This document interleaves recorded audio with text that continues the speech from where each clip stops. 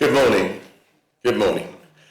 Welcome to the Planning Committee. It's Thursday, the 26th of June 2025. I'd like to welcome you to this month's meeting of the Rother District Planning Committee. I am Councillor Jimmy Stanger and I'm chair of this committee today.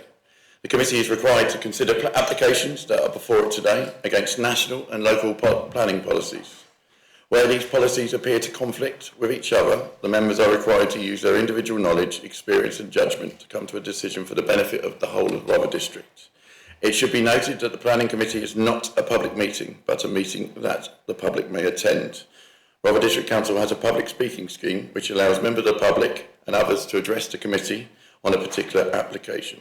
Full details of the scheme are available on the Rother District Council website. We are joined in the chamber today this morning by Head of Development Manager, Matthew Worsley, Sarah Shepherd, Development Team Leader. We've got Paula Slynn, Solicitor, Julie Hollands, Democratic Service Officer, and we've got Eleanor managing the webcast for us, another Democratic Services Officer.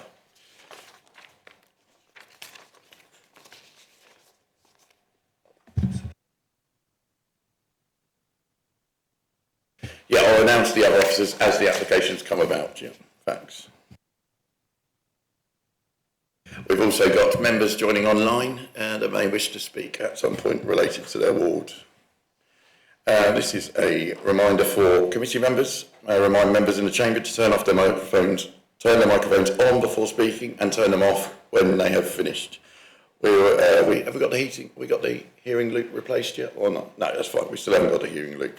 For those in the chamber this morning, there is no fire alarms test scheduled for today. So in the event of a fire alarm, would all persons in the chamber leave at the nearest fire exit and assembly in the front car park to be accounted for. Please make sure everyone has switched their mobile phones off onto silence. Move on to first agenda item, the minutes from the meeting of the 29th of May 2025. Do I agree that's a correct record? Thank you, Councillor. Thank you, Councillor. Thank you.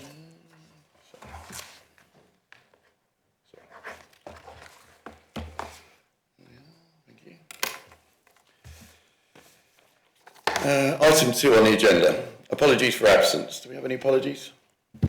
Yes, we have apologies from Councillor Drayson and also Mike Hughes, the Head of Planning. Thank you. Item 3, any additional agenda items? No, there's none, Chair. Thank you. Item 4, any withdrawn applications? No, there's none, Chair. Thank you. Item 5, disclosure of interest and dispensations. To receive any disclosures by members of any disclosable pecuniary interest or other registrable or non-registrable interest in the matters on the agenda, the nature of such interest and details of any dispensations obtained. Do we have any interest? Councillor Barnes. Thank you, Chairman. I would like to just say that I am a member of the Friends of Bill Water. That is relevant when you come to discuss the Darnash Wood application. Item 9. Yep.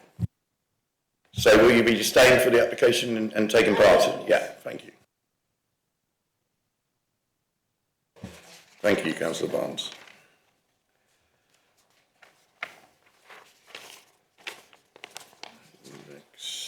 Planning index.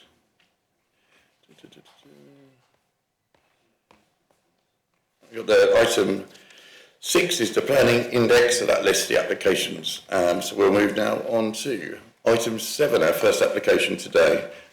It's, where are we? Let me just get it up.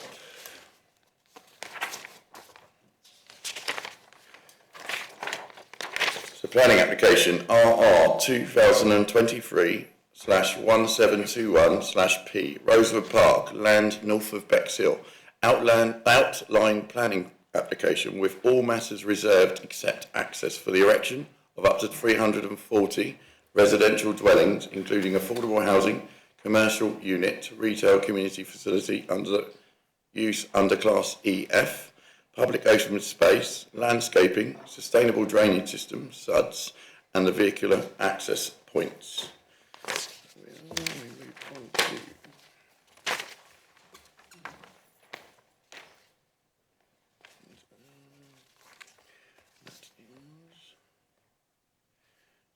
Chris Peters. And I'd just like, so I'm going to introduce the officer for the case. Mr. Chris Peters will present the case. Thank you. Thank you, Chairman. The development proposal seeks outline planning permission for all matters reserved, with the exception of the site's access for up to 340 residential dwellings. Members are directed to the update sheet which has been circulated. This includes the imposition of 3 additional conditions which should be imposed in the event of permission being granted. These conditions relate to accessible and adaptable dwellings and the water efficiency of the proposed new dwellings. The heads of terms for the Section 106 planning obligation found at paragraph 7.138 of the committee report has been updated to include the planning benefit of the inclusion of a B&G monitoring fee, which should form part of any Section 106 agreement. As well as this, Natural England have also provided additional comments confirming a no objection to the application. Mr. Chairman, we can't hear back here. Oh. Could you move a little bit closer, please? Yeah. Sorry. Is that any better? That's better. Oh, wonderful. Moving on to the site introduction. The development site has an area of 24.7 hectares. It is located on the western edge of Bexhill within Little Common.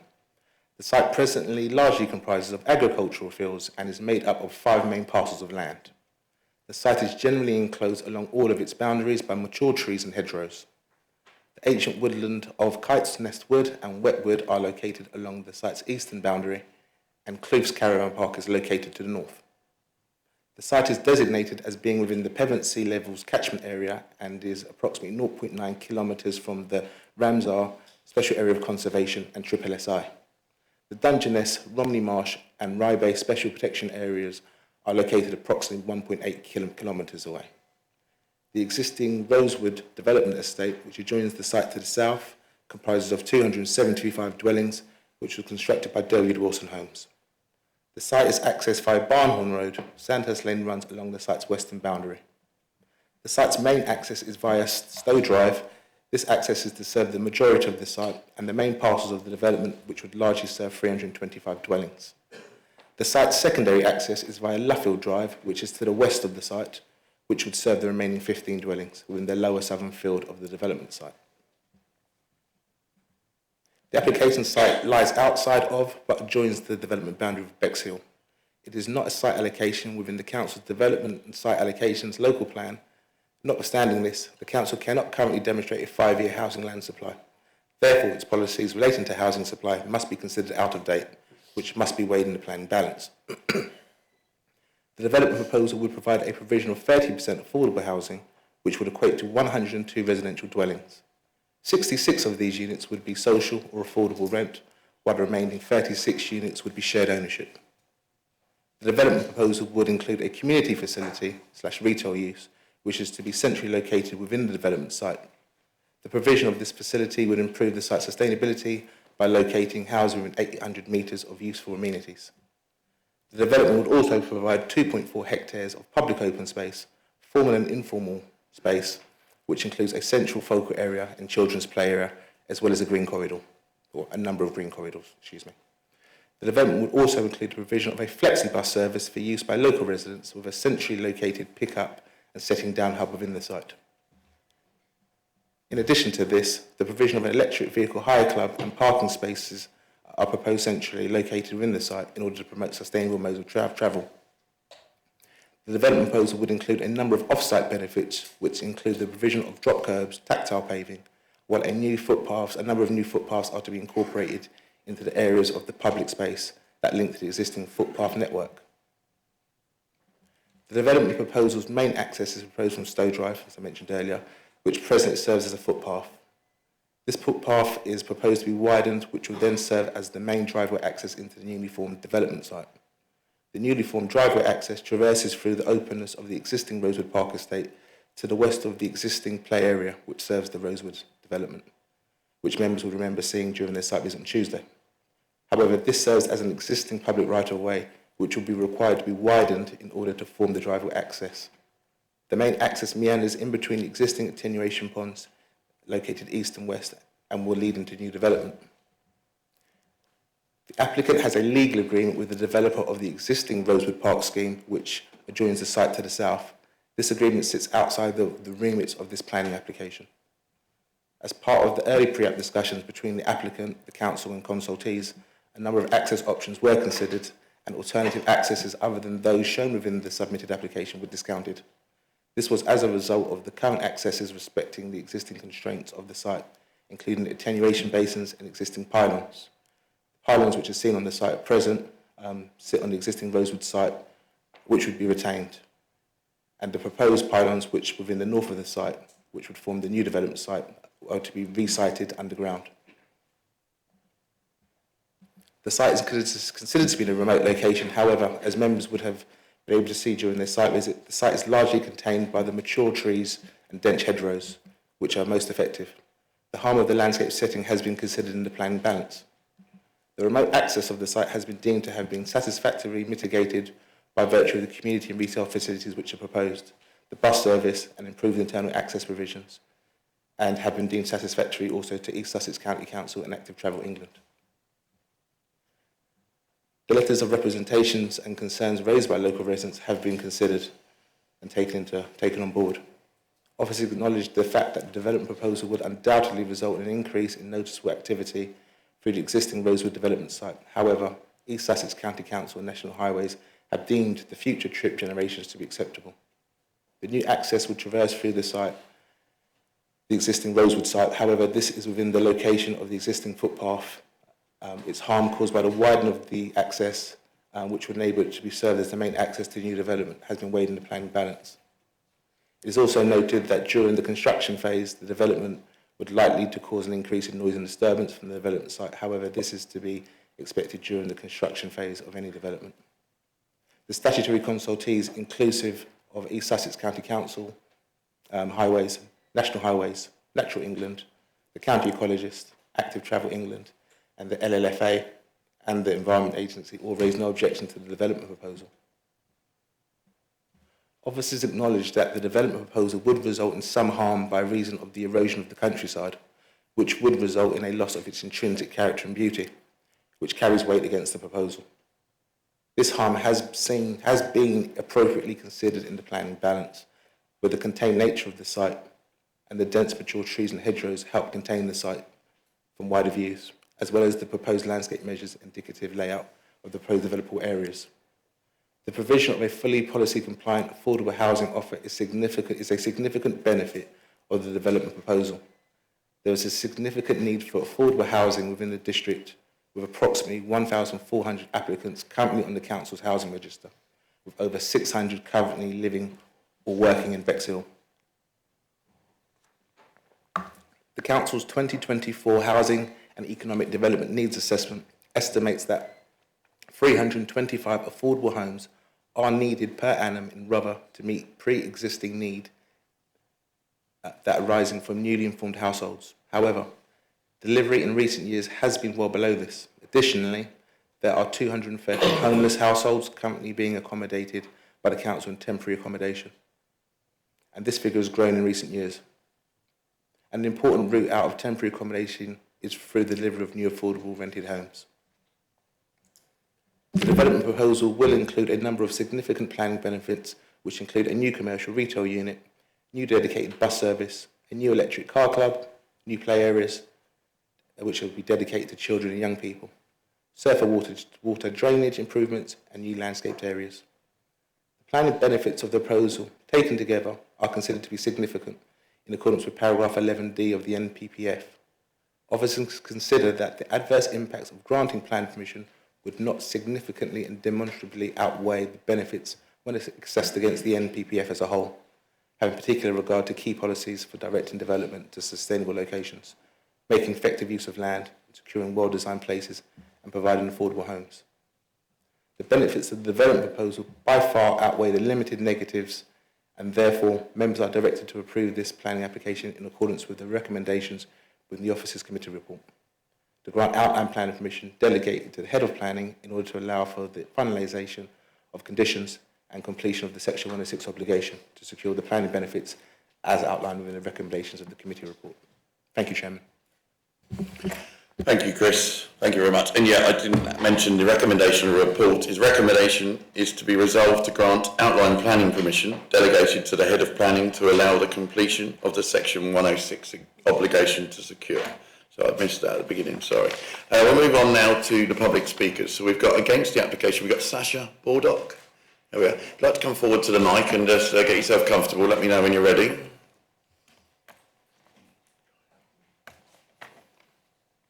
Press any one of those buttons until the red light comes on here. Okay. Yeah, do a test. Yeah, you're right. Everyone hear me? Whenever you want to start your time, you'll have 5 minutes, and I'll let you know when you're getting close to the end, okay? Whenever you're ready, just give me a thumbs up and we'll get going. Thank you. Good morning, Mr. Chairman and councillors. My name is Sasha Baldock. I'm a resident of Rosewood Park. I represent my husband, myself, and all the residents directly affected by this application. I'm here to represent views collected since the proposal was submitted last year. Let me be clear, this is not NIMBYism. We understand the housing need and acknowledge the land's potential for development. However, our major objections stem specifically from this submitted application. Our core objections: number 1, main access point. The Brooklands Road A259 junction is unsuitable and dangerous. There's traffic congestion and safety. The existing Barnhall Road junction already suffers severe delays. This development will likely double that traffic, plus add years of construction vehicles, compounding those issues on the A259, the primary Eastbourne to Hastings route. Accident data. Department for Transport figures show a disturbing trend on the A259. In the 6 years before Rosewood Park, there were 10 collisions, 15 casualties, 2 serious. In the 6 years since we moved into Rosewood Park, there have been 10 collisions. In the 6 years since we moved in, even with the COVID-19 restrictions, there have been 44 collisions, 68 casualties, including 1 fatality and 12 serious injuries. This demonstrates an escalating safety issue that will be disastrously exacerbated. A flawed traffic study. The developer's traffic study is significantly flawed, conducted during roadworks. Anyone who's ever driven through the A259 when there are roadworks will know that impact. With incorrect measuring points and failing to account for the new, now funded, medical industrial units, again adding hundreds of daily car journeys. Stowe Drive impact. This is a quiet no-through road. It's home to fewer than a dozen properties. This will become a main access route for hundreds of new homes. Residents specifically chose this road for their safety. These properties are less than 1.5 metres from the proposed carriageway and have no pavements. It will go from approximately 20 vehicle movements a day to over 1,000. That's significantly increasing light pollution and pedestrian safety issues for the children walking to primary schools, as I observed this morning. Road suitability within Rosewood Park is unfit for construction traffic. Our estate roads have lovely traffic calming measures, like raised tabletop areas on Brooklands Road.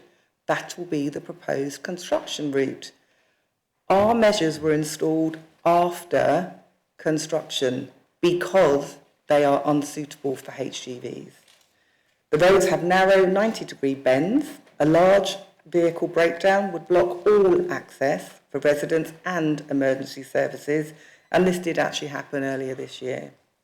Public green space loss. It's a loss of amenity and some safety concerns.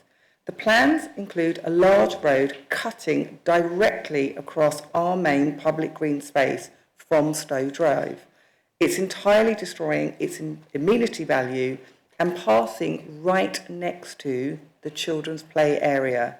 This is a significant safety and pollution concern.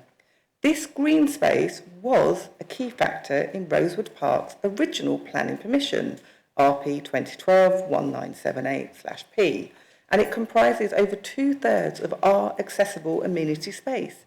It cannot... Just to let you know, you've got 1 minute. Thank you. It cannot be double counted for this new development, which impacts the applicant's biodiversity net gains. Residents have funded a barrister's opinion, providing strong grounds for a High Court challenge to ensure ownership of this green space. There are additional infrastructure concerns, and we concur with other objectors on critical infrastructure failings. Fresh water supply and wastewater capacity are already strained. Southern Water regularly dump waste into our sea. There's a lack of NHS dentistry and GP services, a lack of school place availability. Little Common Primary is at 98%. Lack of additional public transport. I'm laughing when you mentioned Flexibus, because Flexibus's own website says it's generally not suitable for regular trips such as school trips or commuting to work. In conclusion, this proposal presents unacceptable risks to road safety, significantly degrades the quality of life. Sorry, you had your 5 minutes. I do apologise. Thank you very much, Sasha. Thank you. Sorry, yeah, we won't have any. Sorry. It's a meeting in public, not a public meeting. Sorry, we have to keep it very separate. Thank you very much. And we now speak. It will be for the applicant, John McKenzie. Would you like to make your way forward? Thank you. The microphone's still on. Just tell me when you're ready, John, and then we'll start the clock. Thank you, Chair. The application was submitted almost 2 years ago and has been the subject of rigorous review with officers and statutory consultations. Prior to that, the proposal was subject to pre-application discussions, which were positive. We've now reached a position where all issues have been satisfactorily addressed, and the considered opinion of your professional officers is that permission should be granted.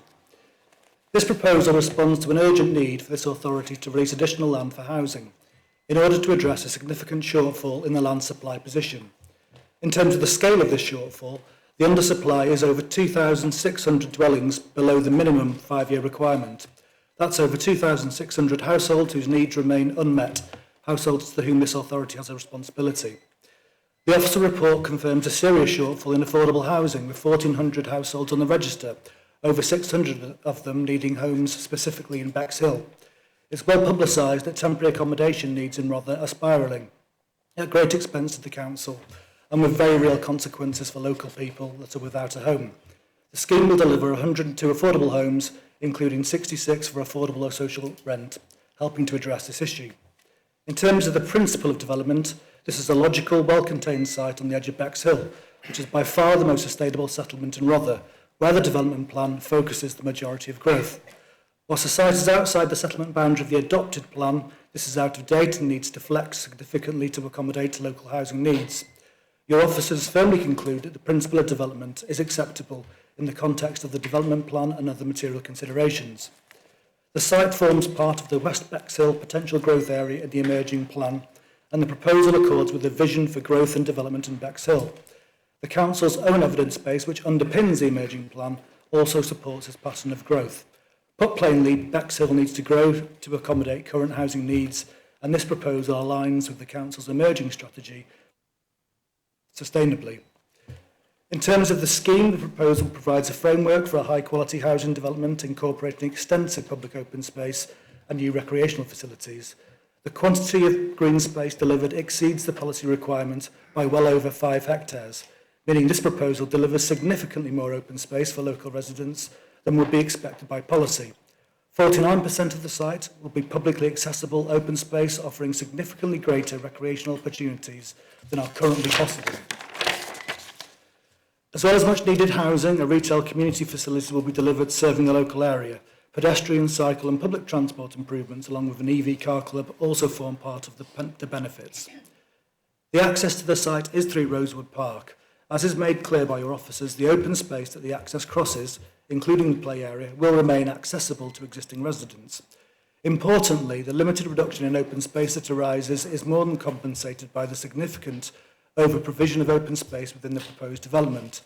The access has been carefully considered by your officers and the Highway Authority, and the clear advice is that the arrangements are wholly acceptable, having regard to amenity, visual, safety and all other relevant considerations.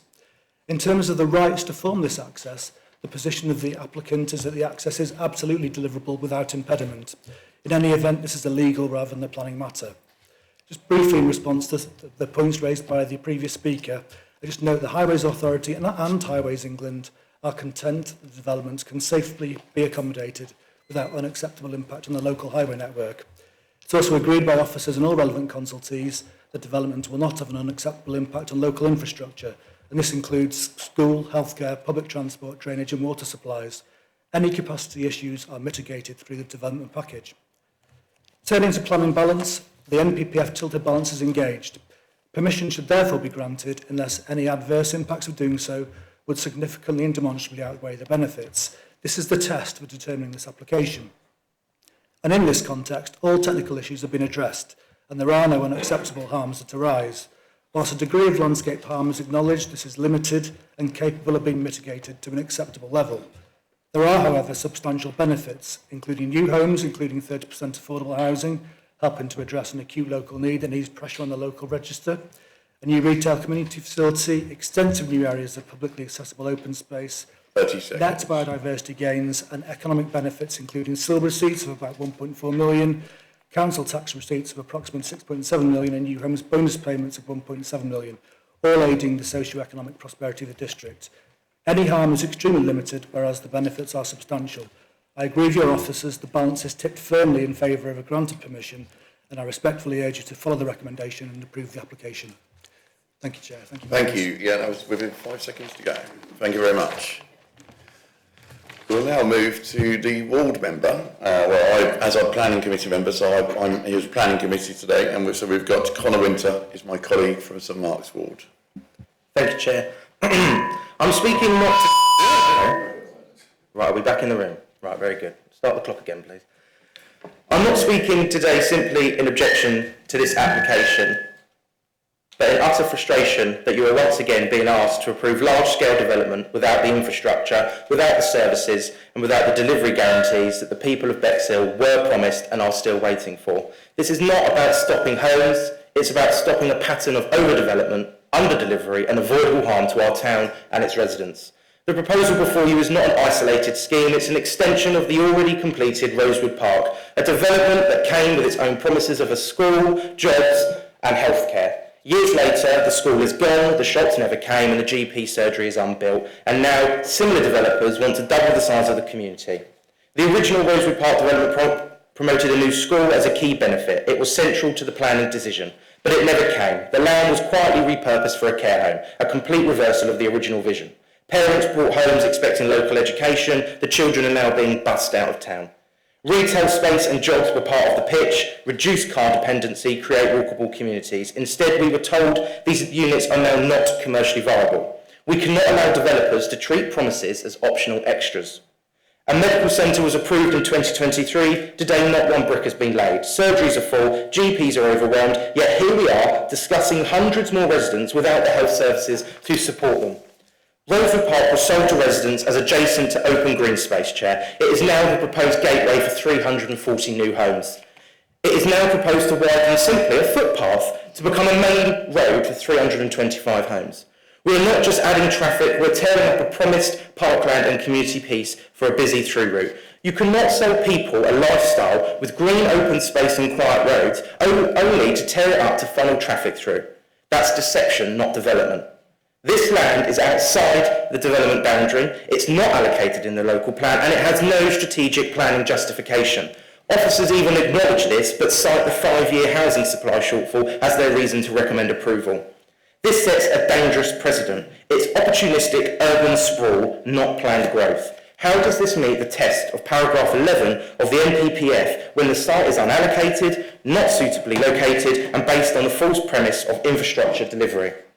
There is no confirmed bus route, only a vague mention of a demand-responsive transport, a flexi-bus. That you have to pre-book with no timetable is not infrastructure, it's an experiment disguised as a service. This plan adds major traffic pressure on Stowe Drive, a residential street. The so-called second access is an absolute sham, a tiny cul-de-sac emergency link serving only 15 homes. A stage 1 road safety audit raised serious concerns, yet unresolved, and yet you are being asked to approve access without knowing how it will actually work. Can we please stop pretending that families moving into 340 new homes won't need school places? There is no school planned within the expansion. Local primaries and secondary schools are full, and no evidence has been provided that space exists and no mitigation is proposed. The mention of sites without specifics is just a wet promise. This site lies near existing flood-prone areas. SUDs are proposed, but details are missing. Nearby residents are dealing already with waterlogged gardens and rising insurance costs. Current Rosewood residents are dealing with toilet backlogs that come back up the pipes, out of the toilets and flood their homes because of the insufficient drainage issues. 2.4 hectares of open space is promised, but where is it located, when will it be delivered, and will it be public or paved over for a new road, just like in Rosewood Park? Only 0.16 hectares is for children play. The so-called green infrastructure network mostly retains what already exists, but dresses them up as new benefits. This is not new provision, but a rebranding of the bare minimum. They're offering what's already there, calling it a gift, and expecting thanks for not paving over every inch. A retail/community unit sounds nice, but too often these are ghost buildings, promised in the plans but never delivered. We have seen this before. It's a sugar-coating tactic and an unguaranteed sweetener to ease approval.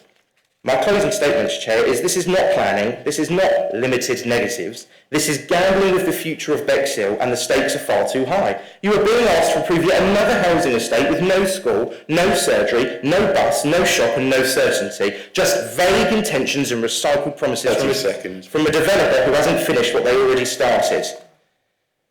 This is not anti-housing, this is pro-community, pro-standards and pro-common sense. We should build after we provide and we grow after we prepare. We lead only when we protect the people we serve. And my principal, Chair, as Ward Councillor for St Mark's, is infrastructure first and housing second. And I say to the developers and I say to the officers, Bexhill is not for sale. Thank you. Thank you. Councillor Winter.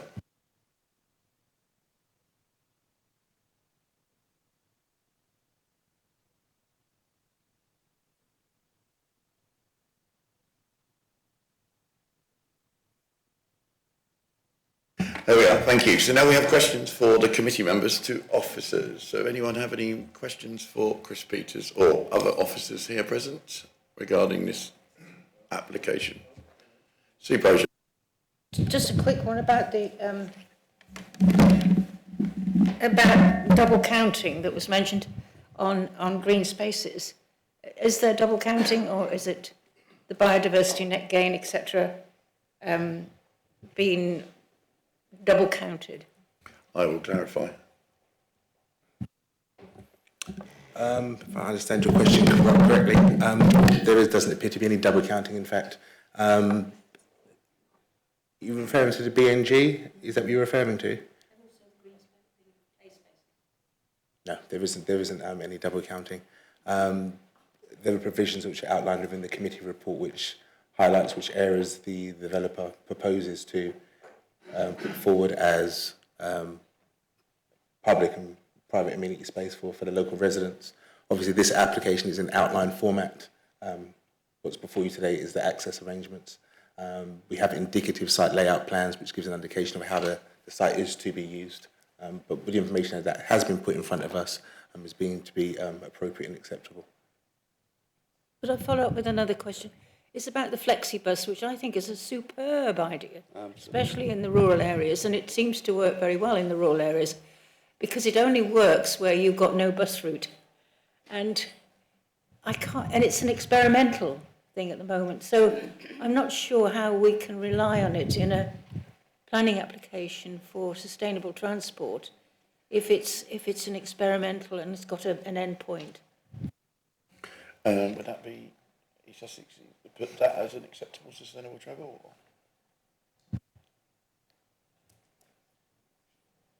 Can you answer? I can add in, Chris. I think I understand your question in terms of sustainability. I think a number of discussions took place at pre-application stage and during the course of this application, which formed part of the delays in the application coming to committee because the developer was in months of discussions with East Sussex County Council Highways, Active Travel England and National Highways to address any concerns that they had at those stages. And as outlined within the committee report in great detail, those three main statutory consultees are now satisfied that the measures that have been put in place with the improved access arrangements within the site, the proposed community facility / retail facility, which more details of those facilities will be put forward at the reserve matters stage where it'll be fleshed out and officers will have a greater involvement in understanding how that's going to work and how that's going to serve both the existing Rosewood residents and the new development itself. I hope I've answered your question. Councillor Barnes. Yes, thank you, Jim. I'd like to ask the officer how it is that we have a parcel of what appear to be highly unsatisfactory issues wrapped up in a very much larger parcel, which is the much needed housing. Is it possible to unpick this so that, for example, I mean, you haven't said we visited the site yesterday, on Tuesday, and nor were we able to ask any of the speakers any questions. So this is really just off the cuff. Would it be possible to just separate some of the issues? I could see the space through which the road would run. I cannot see how that's going to work. So I would have to say that I'm uneasy about that. I love the way that the houses are all going to be contained. That bit of it, as far as I'm concerned, is absolutely fine. But I'm very unhappy, A, about the certainty of the drainage, because I can see an appropriate assessment is actually called for on this application, but also the fact that for those residents who are going to have to face what is at the moment a fairly idyllic rural landscape are going to be looking at a main road going through, and to me that just doesn't seem acceptable at all. But what is the point of having to address the whole thing? Can I just hear why we are having to do it all in one issue?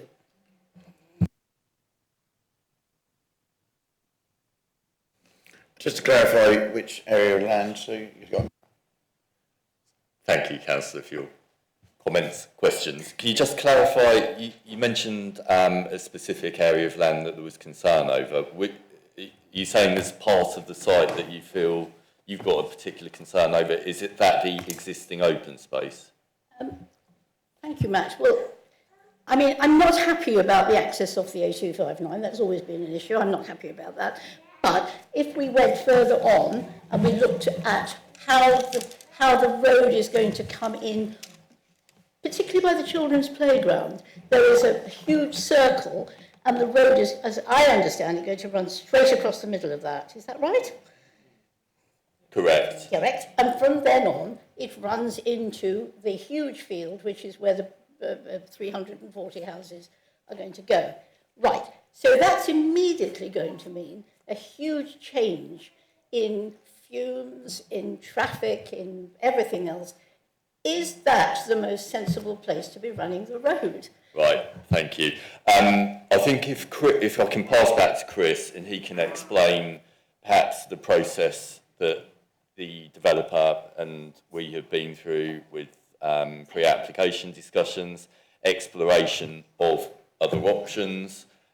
We have to remember this site is bound by ancient woodland to the east, so that is a constraint. And then to the west, you've got Sandhurst Lane, very narrow, winding lane, so access isn't suitable.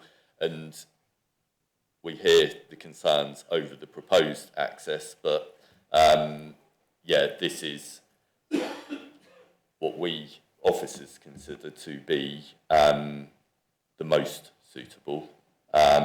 So if Chris could expand on that, please. If I could just add to that a little bit, I think, Councillor, when we were on the site visit, the access track that you're referring to, which was to the east of the pylons, and you had the attenuation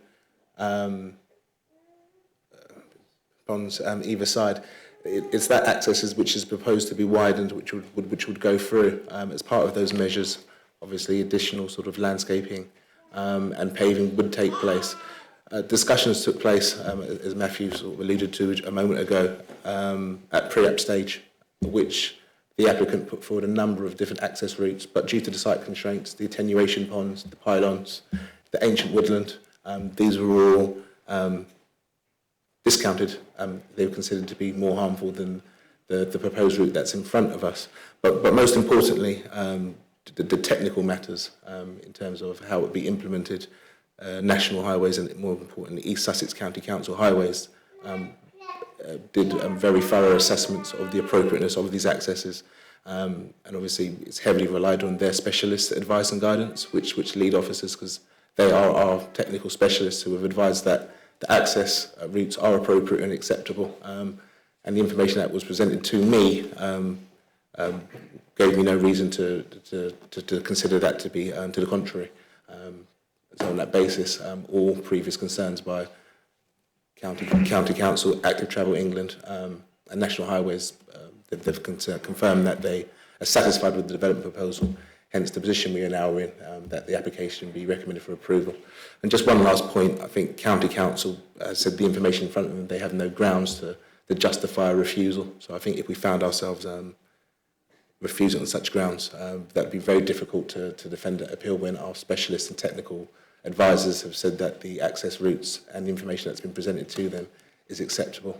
So on that basis, I was able to put this application forward to committee as all outstanding matters had been concluded and the recommendation to approve. Hope that Thank you, Chris. answers your question. Any further questions? Councillor Barnes. Just to say, this is between a rock and a hard place. There is no solution. That is what we're saying. That what we have is what we're going to get. And You consult with the statutory consultee, National Highways, East Sussex County Council, Southern Water, and if they, as in they are the proposed experts in this case, that the officers have to go on their advice. This is what I'm going for. so going back to my original question, this is the 106 agreement. What is covered? What does the 106 agree? Is it just the housing or is it the whole package? I was just asking to come back on that. I was going to say, just remember, this is an outline application. Sorry, Matthew. I will let you speak, Chris, but I was just going to refer members to page 6 and 7 of the committee report. The heads of terms or details of what we're recommending in the 106 are detailed there. So you've got, affordable housing, off-site transport infrastructure, new footpaths, securing 2.4 hectares of public open space, securing the new retail and community use, the financial contributions towards the digital demand responsive transport, so DDRT, and that's funded for 6 years. What else have we got listed?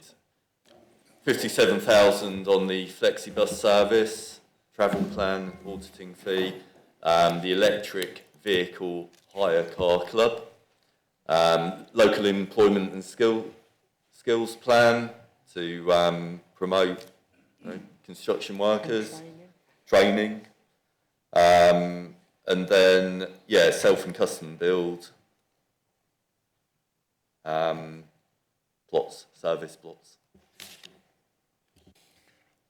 Thank you, Matt. I'm not happy. Okay.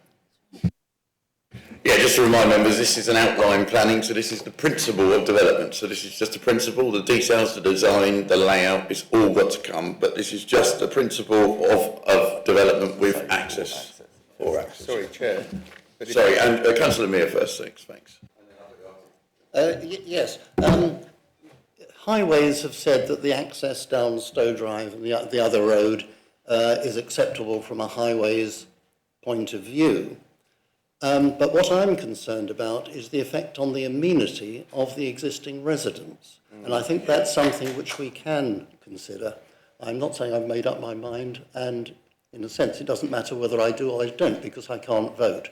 I'm only an ex officio member of the committee. But no, the effect on the existing residents is something we can consider. And I note that the Stowe Drive is to be widened to 5.5 metres, I think it is, if I'm right about that. And those roads were never designed for this purpose. They were quite clearly designed to be dead ends and to be quiet and secluded. So there would be a dramatic effect on the residents. And it is to be placed in the planning balance, obviously, their amenity against the needs of other people for housing. But that's my observation on that. Thank you, Councillor Mear. Councillor Groner. I just wanted to say, I think we're looking at another case later on where the opinion of officers goes against highways. So it's not always the case that anything that's recommended by a statutory consultee is always agreed upon by officers, nor needs to be followed. So I wanted to make that as a point. I do have a question for Chris, if I may. Why was the site, because I've seen it and we went down there and it is very contained and it's sort of very isolated and it's remarkably, I think, would have not so much impact. Nobody panic. Just need to pause for a bit.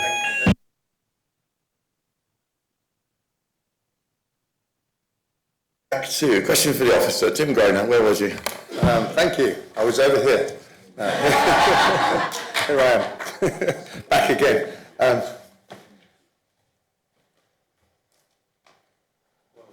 Question for Chris.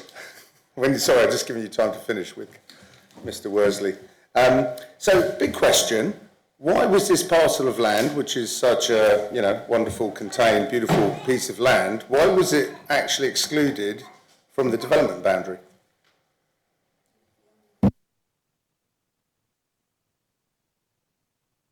Who would like to take that? I presume there's a history to this and to the plan, so...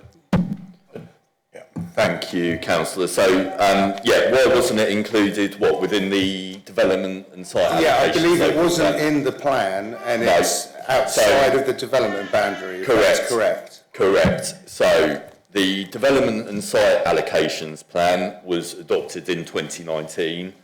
That followed on from our adopted core strategy from 2014. So, we're talking 11 years ago. Before it was adopted, the policy team did all sorts of research about housing need, most appropriate locations of development. So at that time, we assessed sites and made allocations to meet the housing need back then.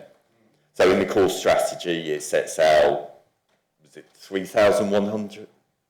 Can't remember the exact number, but there was a certain number of housing that were required at that point in time. We've obviously moved on since then. There's a huge demand for extra houses. Since that time, back then we could demonstrate a 5-year housing land supply. So development boundaries carried full weight. Nearly all housing proposals had to be within development boundaries. We've moved on since then because the need for housing is great. You've got the new government that have come in and said they want to provide 1.5 million over their term government. That has meant that we have to supply 900 odd houses a year. We haven't planned for that many houses. So that's why we have these difficult decisions of considering sites on the edge of settlements outside of development boundaries. And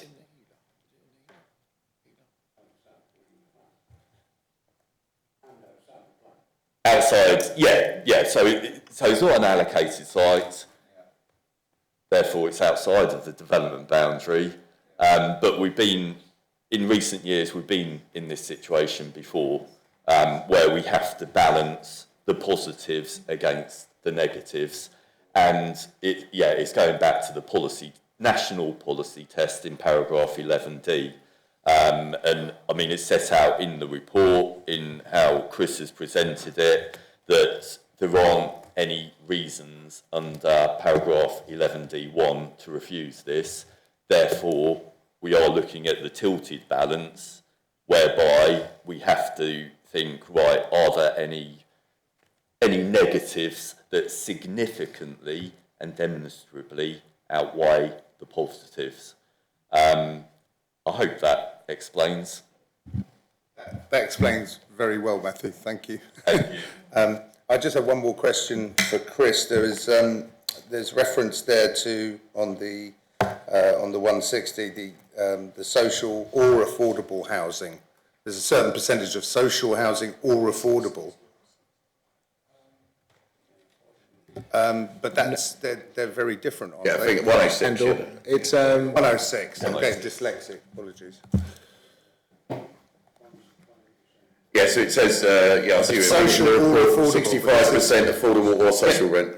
Yeah, this is oranges and apples. I mean, which fruit is it? You know, there's. So it's 65% affordable or social rented. So it's, as part of the 65%, it could be either or. But on top of that, you've got 35%, which would be shared ownership.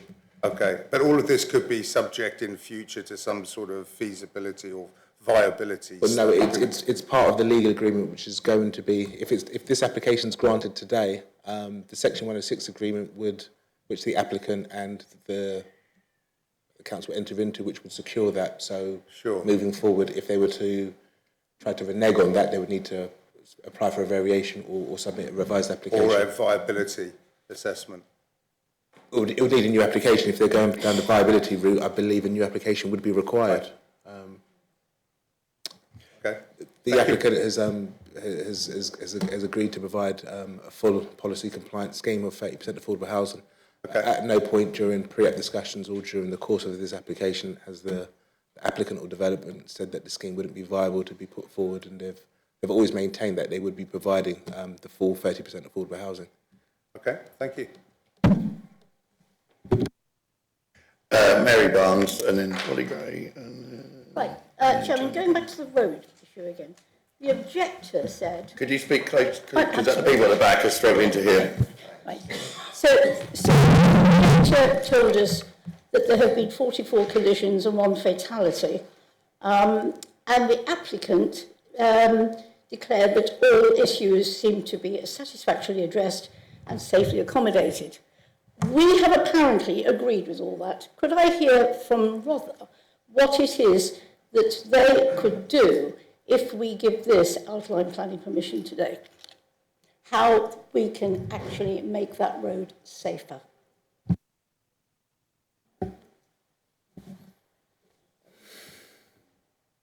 I'll just refer to officers 1 minute. That would have been in the National Highways judgment, I would have thought.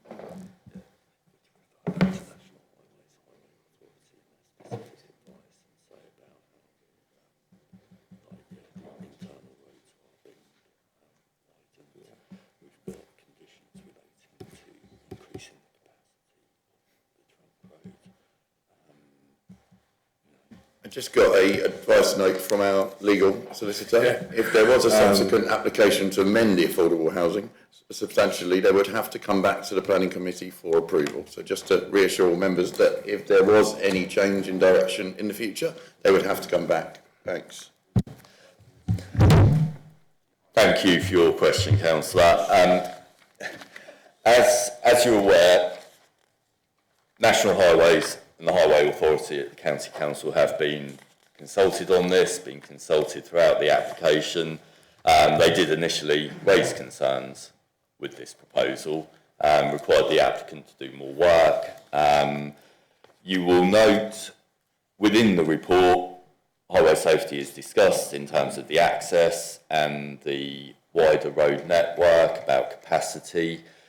There are conditions relating to the access and construction management. Also, more widely, there are improvements to the Little Common roundabout to increase capacity there. So there are conditions that will help mitigate the impacts of the development.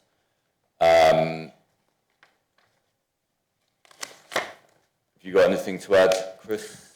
No, I think that's well encapsulated. I think, the number of the conditions in particular, conditions, I think 10, 11 and 12, they focus largely on road safety measures, which has been imposed by National Highways and East Sussex County Council Highways in order to ensure that road safety measures are implemented into the development.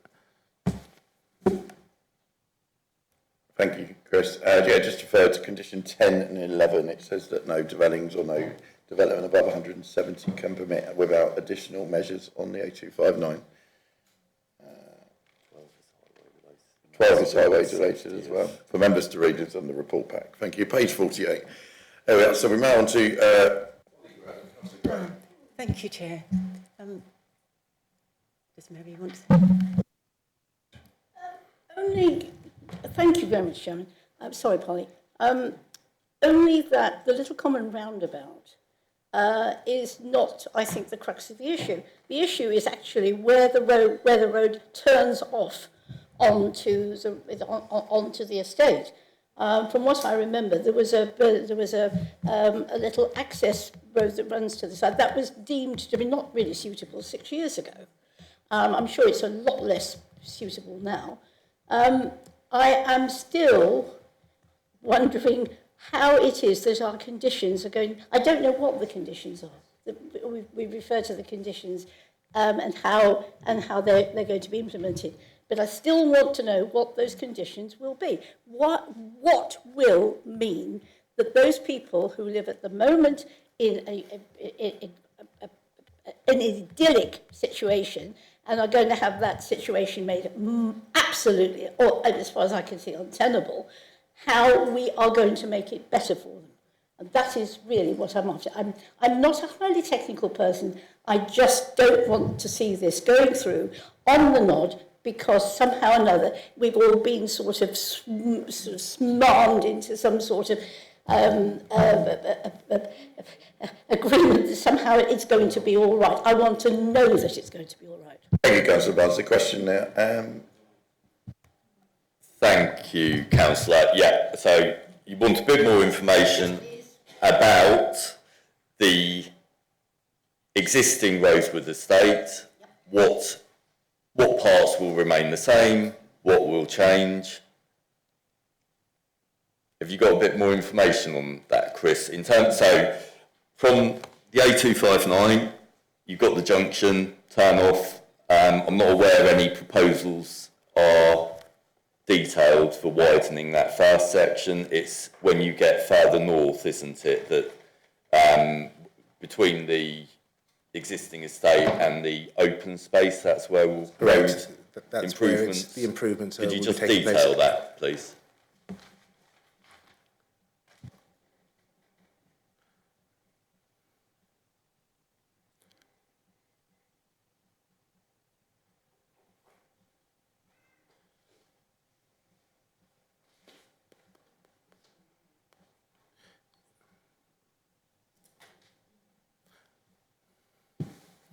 Just bring up the technical documents.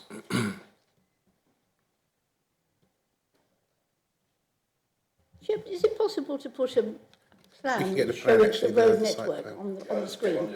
Let's get one of the officers to put it up now. Yeah.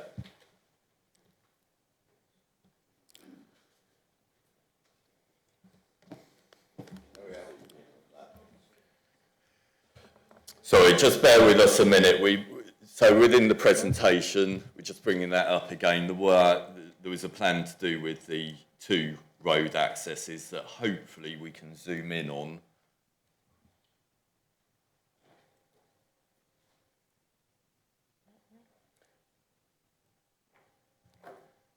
Okay, there we have it. I think on the screen you can see the main site access, which is leading from Stowe Drive, which meanders up and around. It's that access which is proposed to be widened and then traverses up through the site, which is at the top of the site. That's where we stood with members. If you could slightly scroll down slightly, Sarah.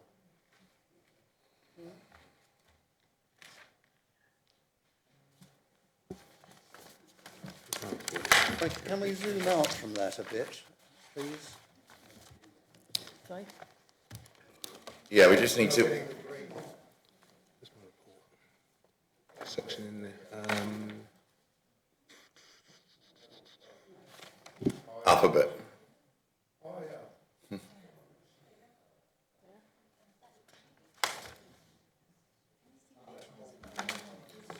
Yeah, it's just down the bottom right-hand corner. If you look at the right-hand corner, I believe that's where it joins Barnham Road, is it? No. Got a better picture of it. Sorry? Brooklyn Road. Brooklyn Road on the right-hand side of the picture, on the bottom right. This is Barnhorn There, Road. there.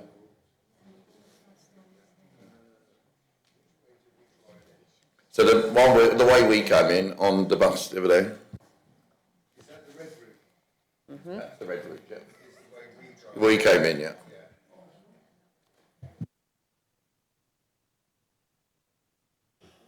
I can, refer to the Highway Authority advice. This was in their no objection comment back in March, and specifically to do with site access. They say the main vehicle access is via an extension to Stowe Drive. The road on the eastern edge of the development to the south. The proposals include widening the existing carriageway along Stowe Drive to 5.5 metres. So Stowe Drive is on the east. Where the hand is. So Brooklands, you've got broadly going from west to east, and then on the eastern side of the development going north, you've got Stowe Drive.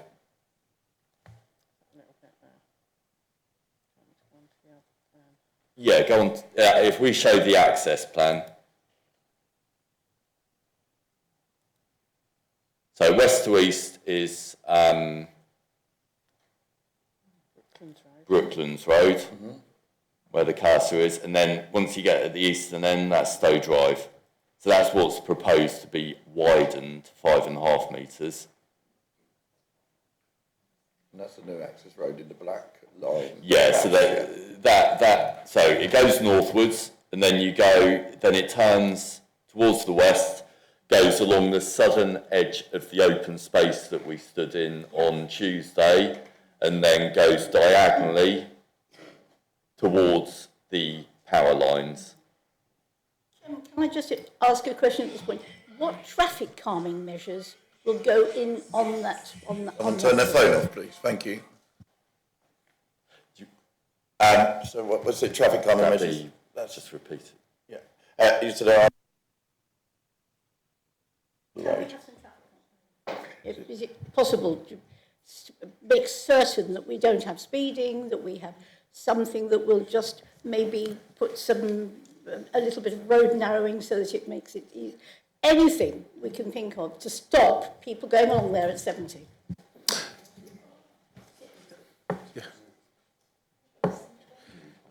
Yeah, of course. Yes, it would be expected, traffic calming measures to be put in place. Obviously, due to the residential nature, you wouldn't expect residents to be travelling at such a speed. Obviously, the way that the road meanders, that should in itself act as a...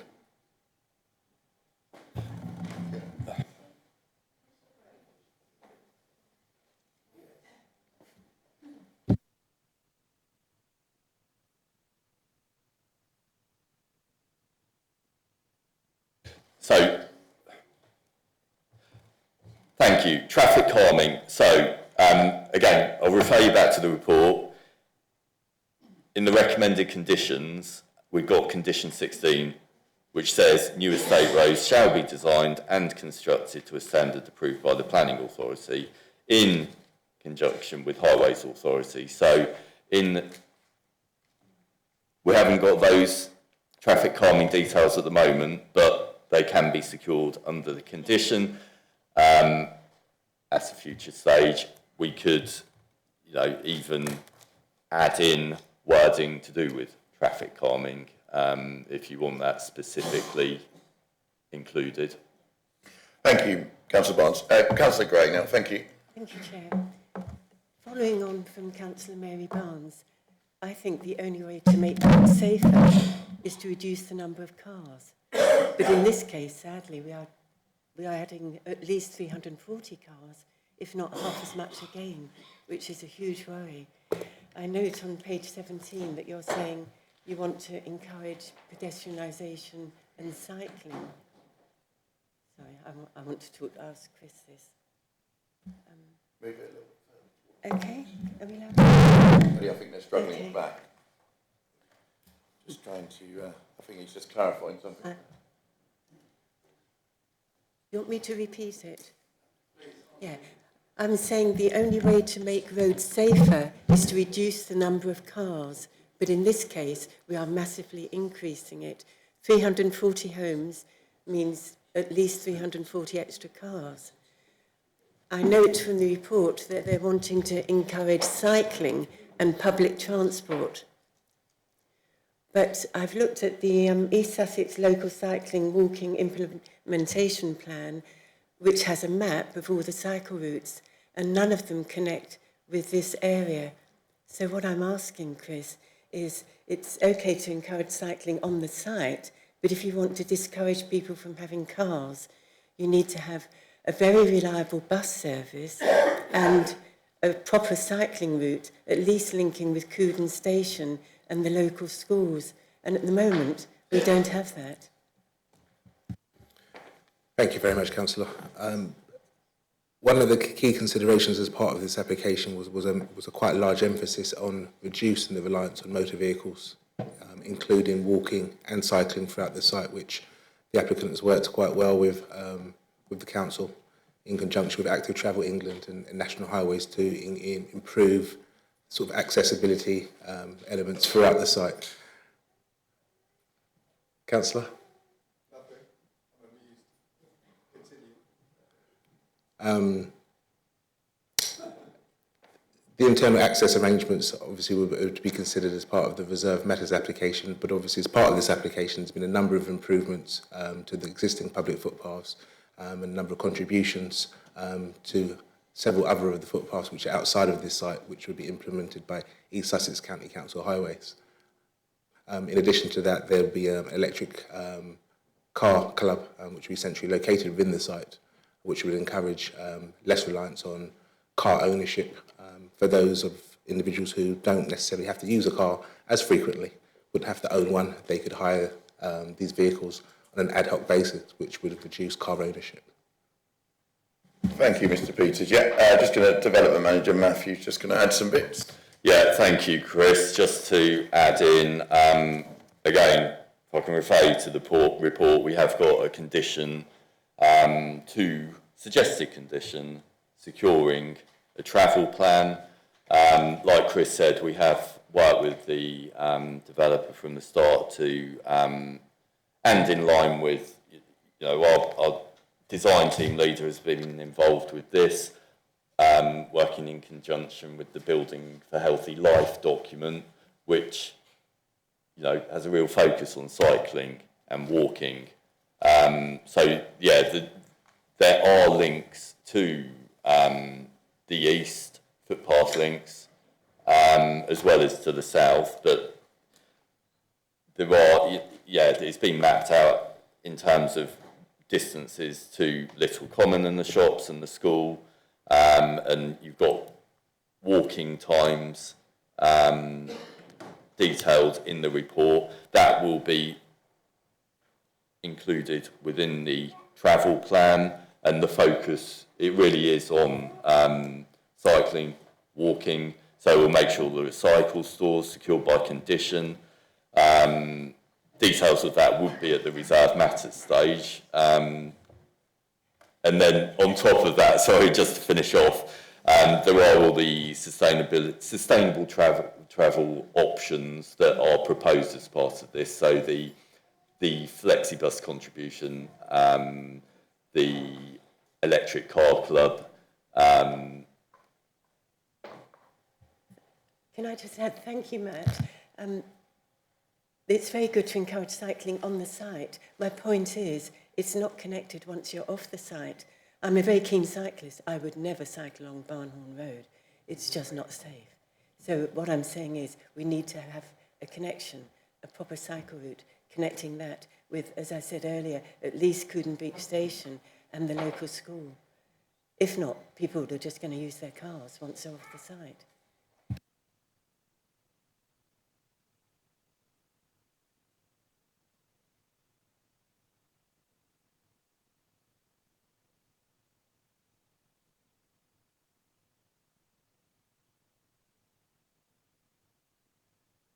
We'll just see if we can have a look at the conditions and the paperwork and see if there's something we could do to adapt that.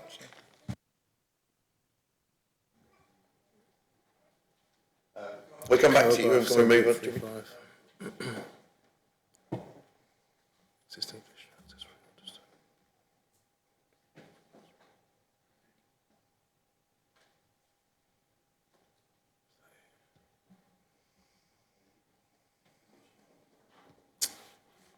Thank you, Councillor. Refer you to paragraph 7.35 of the committee report, which refers to the proposal currently includes 2 new vehicle access points for Stowe Drive and Luffield Drive, as you're aware, which connect to Brooklands Road and Barnhood Road to the south. An existing pedestrian cycle route onto Spring Lane is located to the east, and an emergency access point is located off to the Sandhurst Lane to the northwest.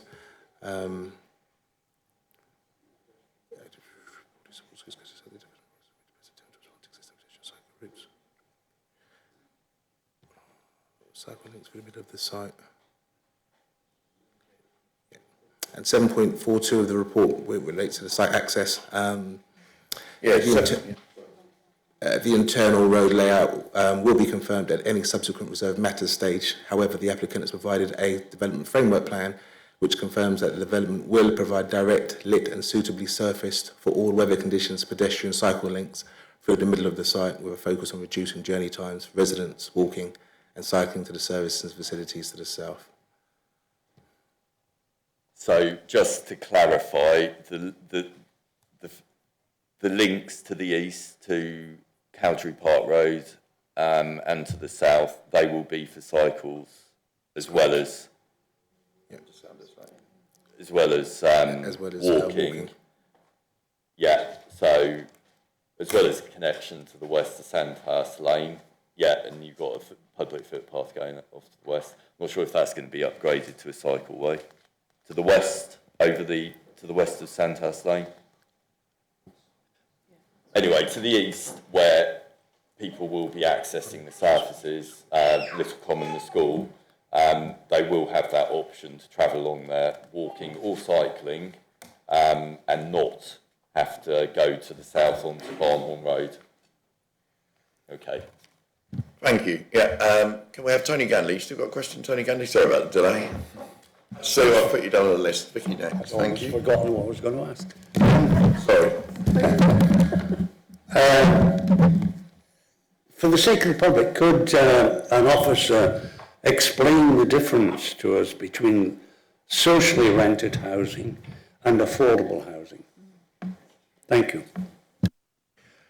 Yeah, I will ask one of the officers. I believe it's the rent structure. There's 2 different rent tiers, isn't it? So affordable rent is 20%, I believe, less than market rent. Is that correct? Close to? I'm not guaranteed, but I'll ask. And social rent is in line with housing associations, etc., I believe. I'll ask the officer to clarify, but I think that's close enough-ish I can get to.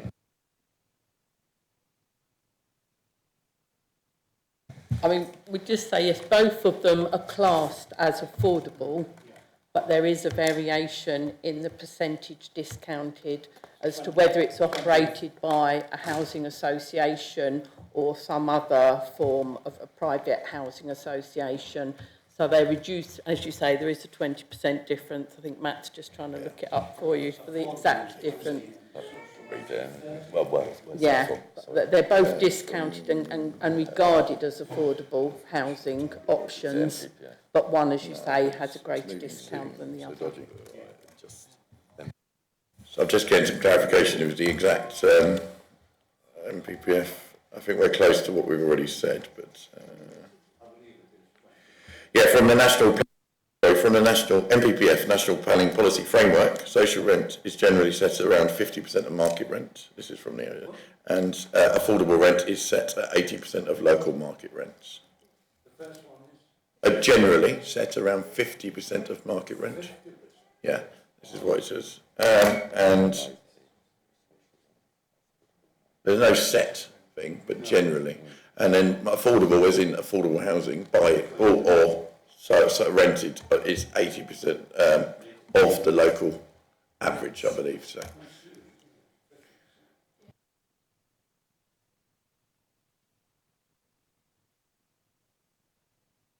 Yeah, affordable on the MPPF, affordables to 20%. Social rent's not defined, but it generally, if you look across the country, it'll be around about 50%. Councillor Cook. Thank you very much. I'm a little bit concerned about the widening of Stowe Drive in that it goes straight between what is an existing play area for young children and a green open space. What What mitigations will you put in place to ensure the safety of the children that have been using that play area, presumably since it was built? Thank you, Councillor Cook. Thank you, Councillor. Members, most of those who visited on Tuesday we walked along the footpath that will be turned into a road with the play area on your left. Will have noted it's fenced off at the moment, so the play area arguably is already contained. Again, I'll refer back to the report and the recommended conditions about the road layout and things like that. We can secure safety measures. It'd be subject to a safety audit by Highway Authority anyway, so those things would be looked at. Lovely, thank you very much. Just a supplementary question. I'll put you on next, John. Well, for that one, you're going to come on from Councillor Cook. Yeah, go on. There was somebody mentioned something about possibly fencing it in. Is that what you would do either side of the road? The play park is fenced in, but not the green space with space isn't. So either side of the road, would that be fenced in? Or? I think there was some mention of that. So I thought there might be some mention to attenuation fencing, but that's not controlled by condition. It's just a possibility. But that was more in relation to noise and disturbance from traffic noise for existing residents and so on and so forth. Okay, thank you. Councillor Project. Yeah, that was the question I asked on site, because it's clear that it needs some site safety, because it's between a play area on one side and football pitches or whatever they are on the other side. And thank goodness you've got some ancient woodland a bit further on, because you can't touch that. Councillor Gray is absolutely right. It's the infrastructure outside the site. Barnhorn Road is becoming famous. But the thing is, in this planning committee and with this planning application, it's the government that needs to get their finger out and do something about that dangerous road, which you can't even cycle down because it's so dangerous. And the fact that we've got a parlous bus service here, even in Bexhill, try the rural areas if you want to know if it gets worse. And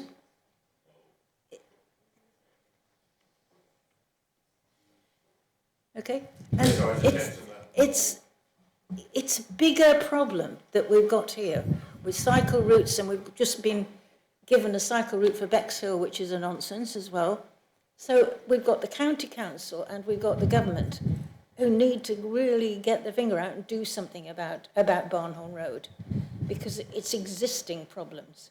And it's outside this planning committee, unfortunately, to either use our powers or our funding to do anything about it. That was my one point. The other point I wanted to make is that one of the things going through Rosewood, which made it very, very pleasant, my goodness, I'd be a NIMBY if I was living in Rosewood, is the trees, keeping the trees. And I hope that the mature trees are all going to be kept, and I think they are in the report, it says. The other thing is street trees. I don't know how many of you in this late hot weather tried to find shade, but we are going to have more and more in terms of global warming. We're going to have more of these heat waves. We need trees. So street trees, can we put it in at this stage or is it later? Thank you, Councillor. I will take your comment on Barnhorn Road as that. I think we appreciate the issues with the road. Trees to be retained. Again, from the site visit, I think we all appreciated the benefit, so the amenity value of mature trees driving through the existing Rosewood estate, how successful that has made the development already there. So amenity value, there's obviously ecological value in retaining trees. That's what they're proposing with this scheme. So the housing would be built with all trees retained around the edge. I would say save for that gap where we walked through, where the electricity cables go through, so there would be a small loss there, but that could be mitigated and compensated for. Street trees, you'll be aware that it is a requirement in the National Planning Policy Framework for street trees to be provided. We get those included. We would have to secure that at reserve matters stage, but that's part of your, so one of the reserve matters is landscaping, soft landscaping trees, and we can make sure, they are good quality trees. Some of you may be aware that there are these crates that you can put street trees in to make sure their root system is contained, and so there's space for them to grow instead of just being, the root balls stuck in a, restricted area. The other thing I was going to bring up, Chair, was about the suds. I was very impressed with the suds that are there. But there's a complaint about the runoff not working properly, or the sewage coming up, water coming up. Anyway, but the suds, the government had just issued new guidelines on suds to make them much, much better to prevent any kind of flooding. But I just wanted to say I was absolutely impressed with the suds that were there. I mean, it supported wildlife, and it looked absolutely amazing. Thank you, Councillor Project. Councillor Mear. Well, first, a couple of points, but first of all, an observation following on from what Councillor Proshak had said. Planning is meant to be a plan-led system, and in this case, we don't have a plan, and certainly not a plan in relation to this site. And I think a lot of the difficulties that we're discussing arise from that.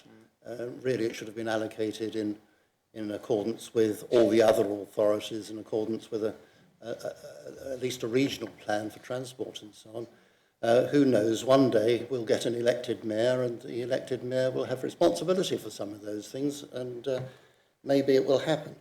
Is there a question for the officer, is there? Well, I'll ask about street trees and Brooklands Drive. With the street trees, the density of the developable areas is rather towards the top end, I would think, of what I would expect. And within that, by the time that there is adequate parking and all the rest, and gardens, I'm not at all sure that there will ever be room for street trees of any significant size. So I would hope that there's something this committee could do, if minded to approve, that would ensure that the irresistible force of street trees isn't met by the immovable object of minimum density, not exactly minimum density, but efficient use of land requirements. That needs to be resolved. I don't know if the officer would have a comment on that. Yes, thank you for that. Within the committee report, it actually highlights the actual developable areas of actual built form against what would be left for public and private amenity space. Don't have the exact numbers in front of me when I'm speaking to you, but it is within the committee report. And also we have a number of landscaping conditions imposed as part of this application, which would be required to provide meaningful planting of trees in all areas of development, particularly in private and public areas. Yes, I know it's indicative, but I think we need to be quite firm that we do want the good standards which the developer promises us. And then just a last question. Stowe Drive is to be widened. What about Brooklands Drive? Is that to be widened?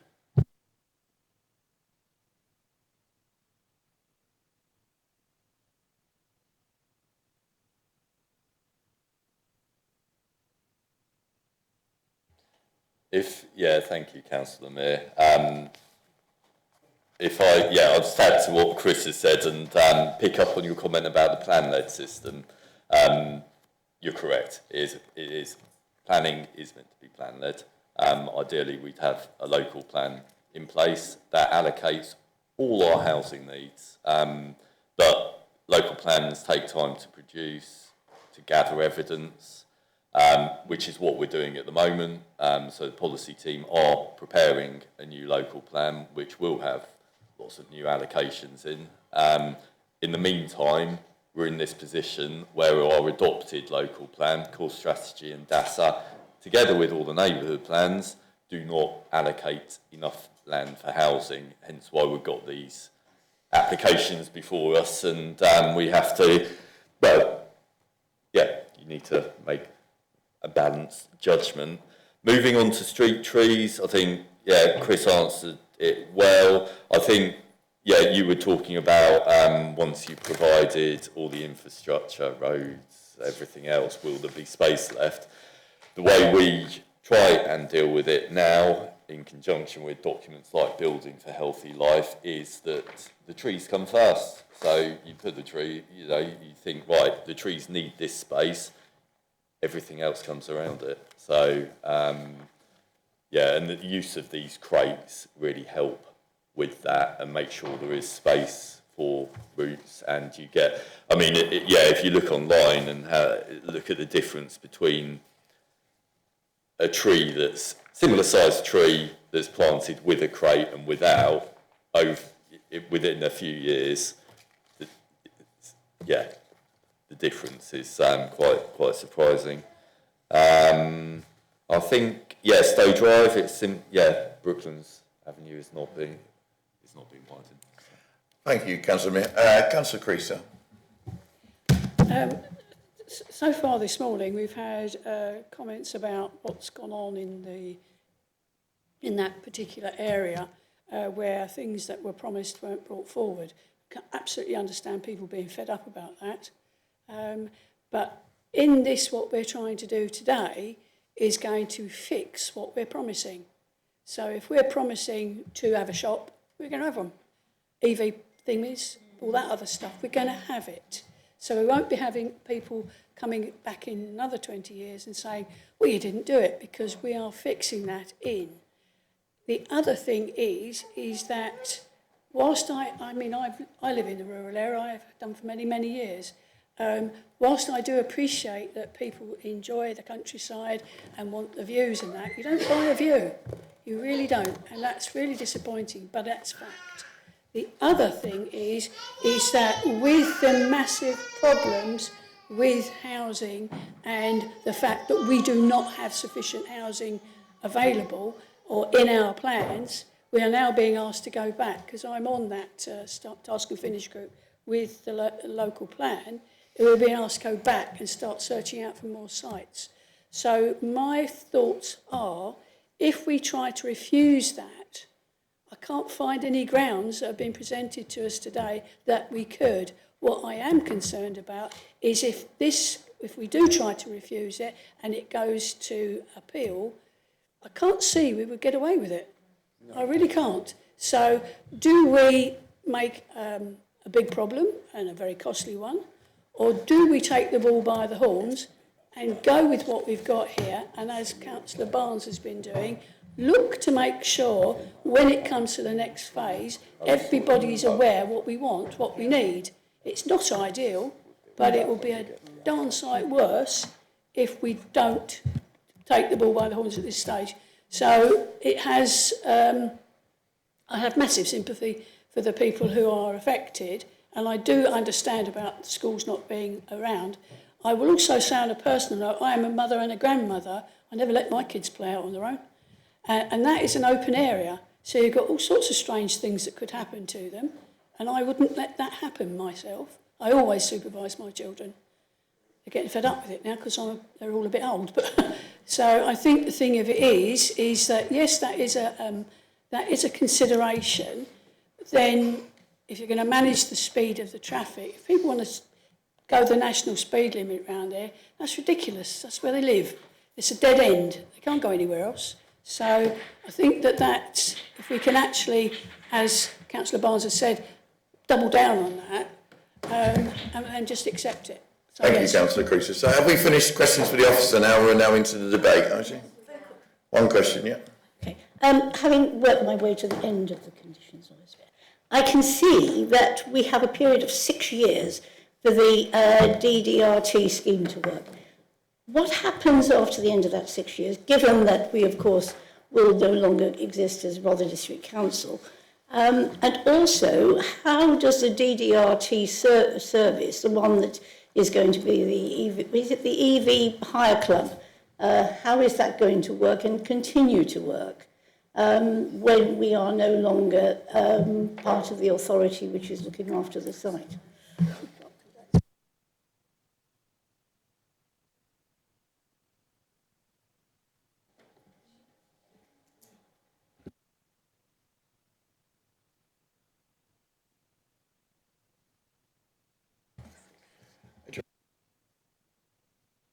Solicitor's just going to add the legality of the 106. Yeah, the 106 will provide that the obligations are to the district council and the county council, but also to any successor authority. So in the event of devolution, those obligations will be enforceable by the new authorities.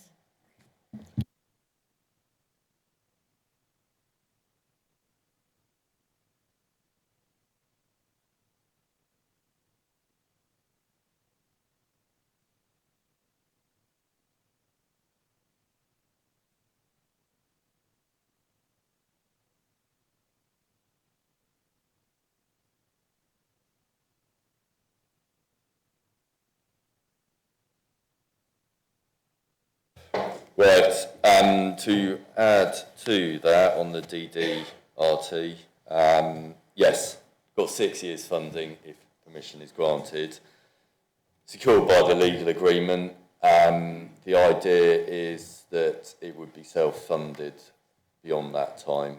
And remember, there are other sites that would contribute. So we're collecting, or county are collecting payments for other large major sites within Bexhill. So I think we've got it on the in the report it says about Friars Way. So the 210 dwellings there. I think we've got a reserve matters application in at the moment, but that was secured by legal agreement. There will be others that contribute as well. So it all gets put together to fund this service. And then they're subject to service charges and which pay for things like this. And Consent, Councillor Barnes? Very nice thing. If we're going to have buses, can we have bus stops with covers over them? That'd be in the further details of it, reserve matters. Well, I think there's detail of it.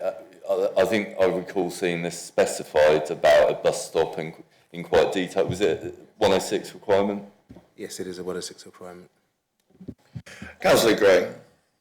Sorry to come back, but Chris, can I just mention the Pevensey levels? Yes, I've seen the report on page 30 where you say that you have, had no objection, but I am very concerned. It's 0.9 kilometres from the Pevensey levels, and just given the uncertainties of climate change, are we really absolutely sure?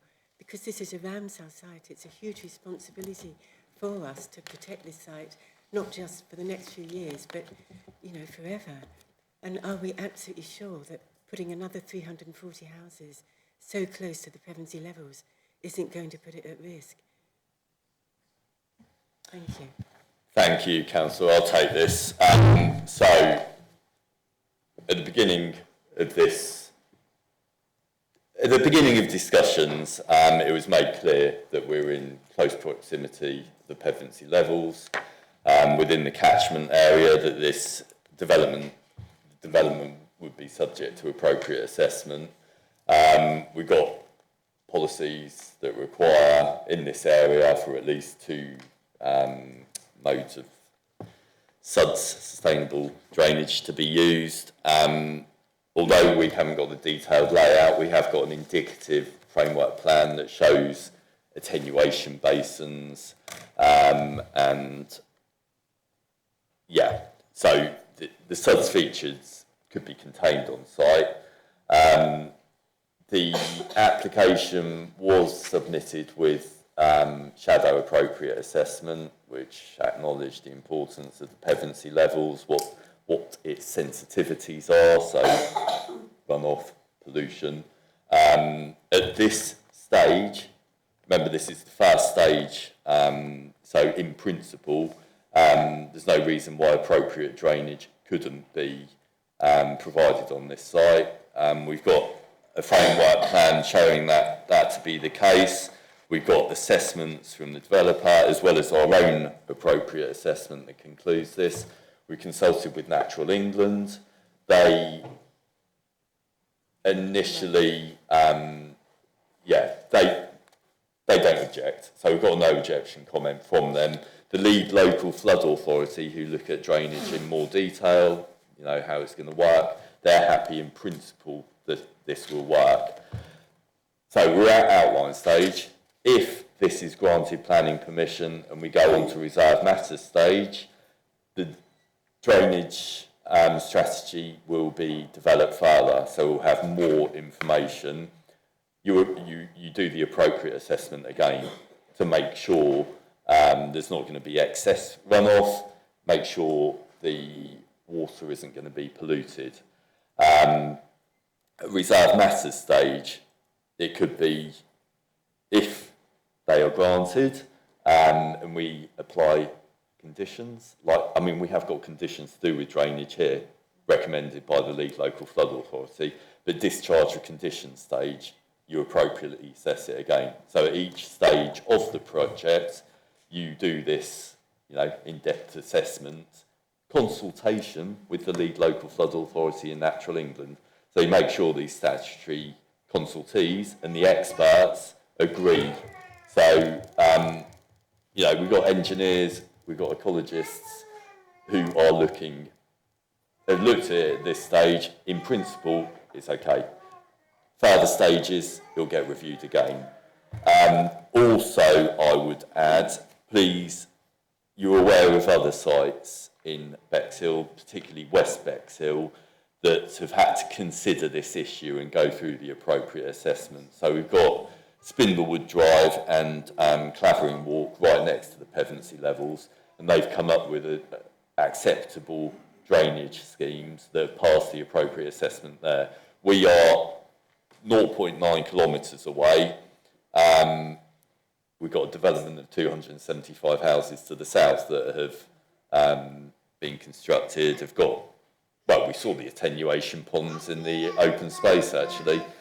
So they've got sustainable drainage features that deal with runoff and filter out pollutants and make sure where water's attenuated, then it's released at greenfield rates, so it's not, the Pevensey levels isn't inundated. I hope that explains for you. Thanks. Thank you. Any more questions for the officer? We're going to move on to the debate. No? So debate. Who would like to open the debate on this? Thank you.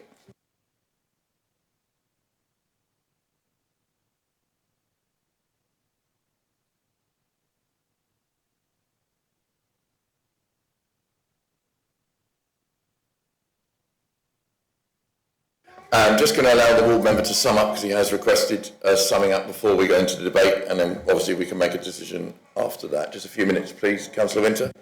Thank you, Chair. Let me close by saying this. Spindlewood, Frights Way, Clavering Walk, Rosewood Park, Sandhurst Lane, and now Rosewood Park 2, all adding thousands of cars onto the A259, all supposed to provide mitigation factors, improving the A259 and Little Common Roundabout. If anyone can point me to those mitigation factors, I'll give you £1 million because they haven't been done. Sugarcoating at its finest, Chair. The original Rosewood Park was sold as a balanced, community-led development of shops, schools, green spaces and healthcare. Residents brought into that promise. They now pay to maintain those communal areas with their own money through estate charges and have done so in good faith. But what is proposed here today is not an addition to Rosewood Park, it's the erosion of Rosewood Park. The very green space that gives the community its identity, its park, is now being carved up for roads and concrete.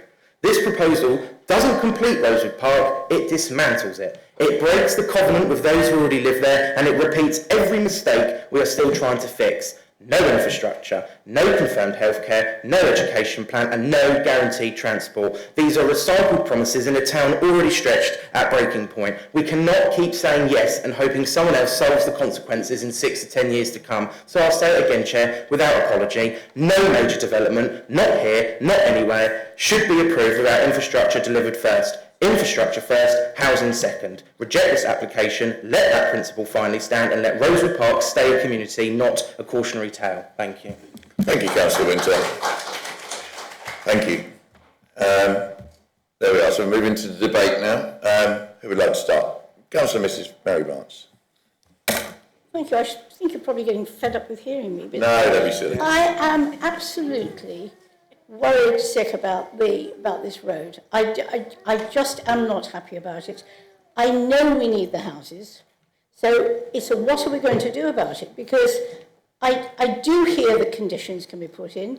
I am far from sure that those conditions are going to be watertight, much as I trust the officers will do their very best. So what are we going to do? I don't think it's a good idea to try and kick it out, because it will come back by appeal and we will lose it. Yep. We desperately need those houses. So how are we going to get people from the A259 safely onto the new bit of the Rosewood development so that they will be safe? And that is in the hands of our officers. So come on, folks. Councillor Mary Barnes, I'd just like to speak to the development manager. There is a way the committee can have the reserve matters back if they felt that was security for the future. If they were minded to, they could bring the reserve matters back to the committee rather than via delegated authority, which would it give members any more certainty? That's up to. But that was just what I just spoke to the development manager about.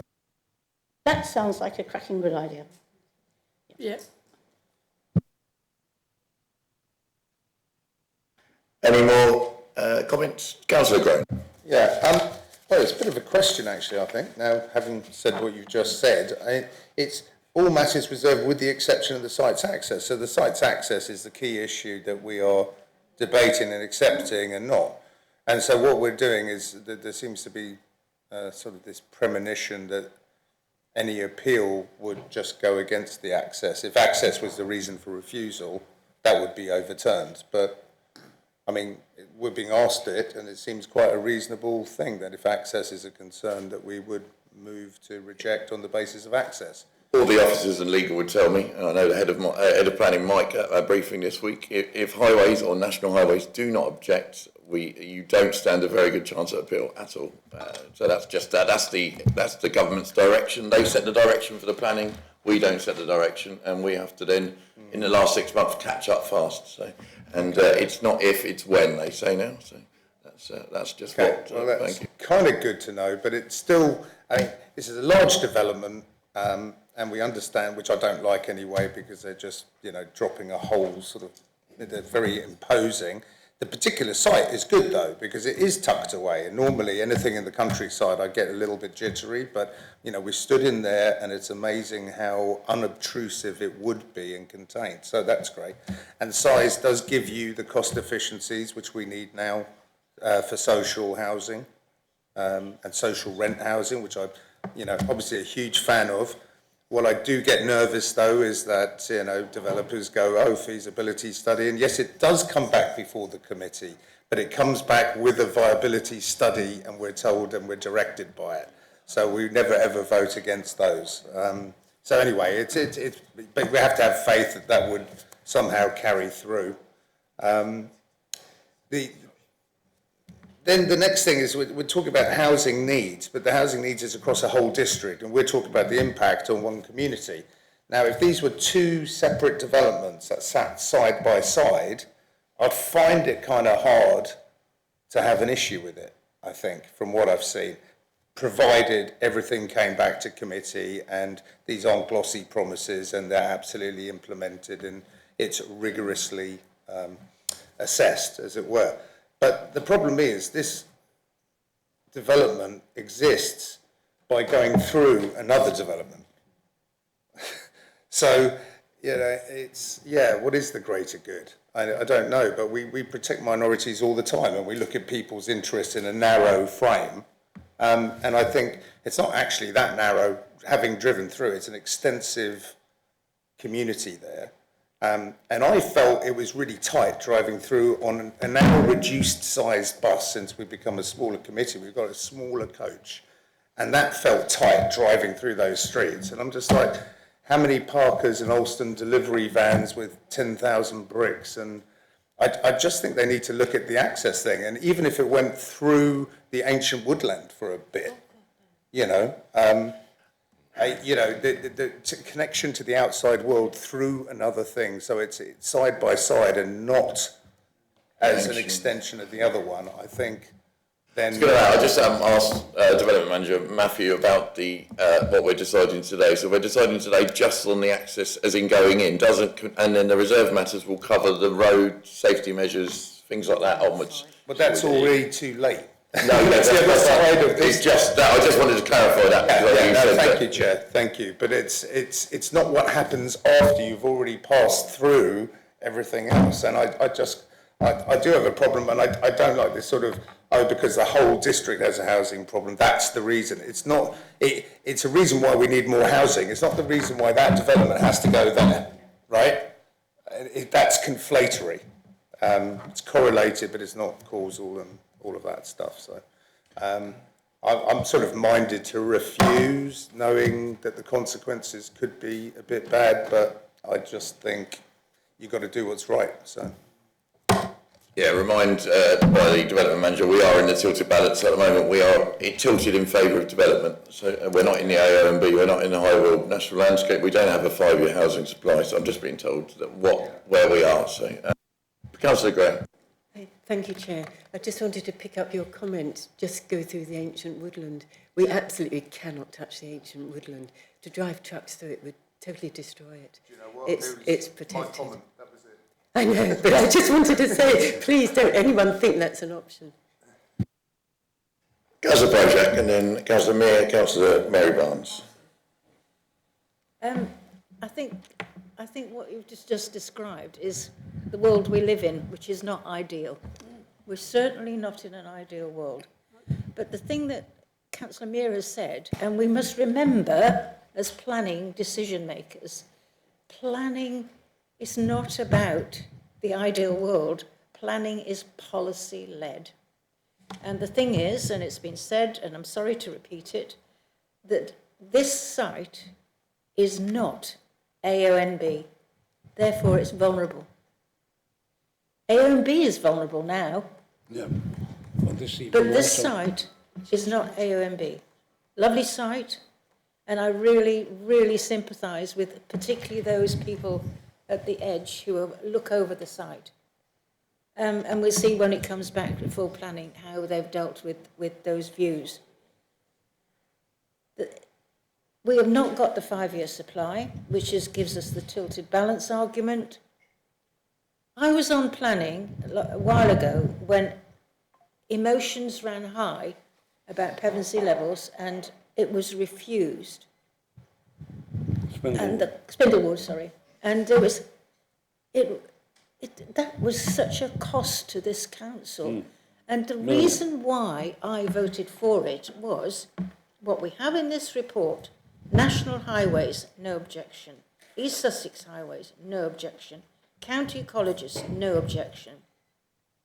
Landscape architect did have an objection, but we're not at the architectural stage yet. East Sussex Fire and Rescue, no objection. Sussex Police, no objection. Natural England, no objection. Southern Water, no objection. Environment Agency, no objection. Flood Authority, no objection.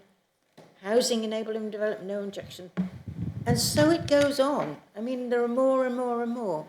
Even Bexhill on Sea Town Council had an objection, and that I understand for a local parish town council. I don't think we have a leg to stand on if we refuse it. I really don't. And it will come back to us, and I think Councillor Creaser has actually said it really clearly and usefully, is that let's make sure they deliver what they promise. Yeah, well, you can't do that. You can't actually force them. to do what they All promised. what we tried to add to the mix was, sorry, one at a time. Yeah, so you finished with you finished talking, Councillor No, Project? sir, I'm going to support it. Thank you. Can you put the mic off? Thank you.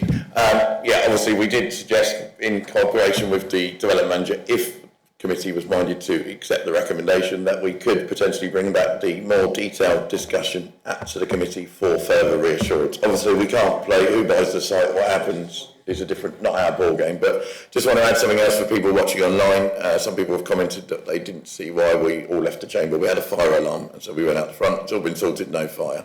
Head of planning just emailed me and said, why did everyone leave the chamber? Thank you. Anyway, so back on. So we're now on to Andrew Mear, Councillor Mear. Chair, yes, I agree with almost everything that Councillor Prochak has said. I've heard a number of objections to the site this morning. I think the only plausible one as a material planning consideration which possibly has any legs at all are the effects on the existing residents of Rosewood Park because of the road going through them. Yes. And I noticed the objection from the landscape architect, which is not a very strong one, admittedly, but the landscape architect does specifically refer to the road going straight through the middle of the playing field, and I don't think we've mentioned that before. But of course all that, as Councillor Prochak says, has to be measured against the needs for housing, and that's a very difficult decision for this committee to decide. And there, I would leave it except to say that I think it is essential that we bring back the reserved matters. Absolutely essential. Thank you, Councillor Mear. Any more add to debate? So we've got Mary Barnes, I think, was next. It was just really to ask Matt to make it perfectly clear what we would be voting for so that we all completely understand. It would be, Matt will add, but it'd be for the principle of development for up to 340 houses with access from the Barnholm Road and with the Stows Drive extension. But the rest of it will be up for debate and further scrutiny at detailed stage of all the other bits. Yes, the description proposal outline planning permission with all matters reserved except for access for the erection of up to 340 residential dwellings, affordable housing, commercial units, retail, community facility, use under Class EF, public open space, landscaping, sustainable drainage and vehicular access points.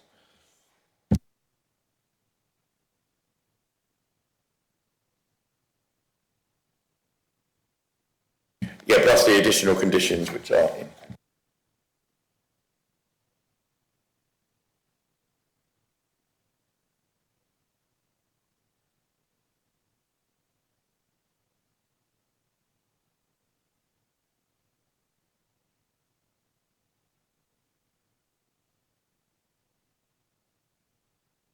If there's a motion, it just needs to Yes, say fine, that. that's fine.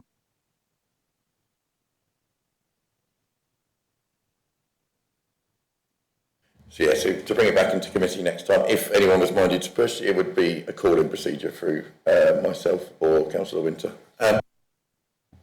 Chair, would it be useful if I move for refusal so we can get that vote out of the way?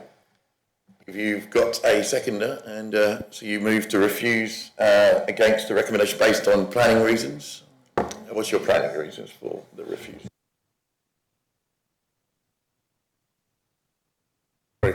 Insufficient access and disruption to the community.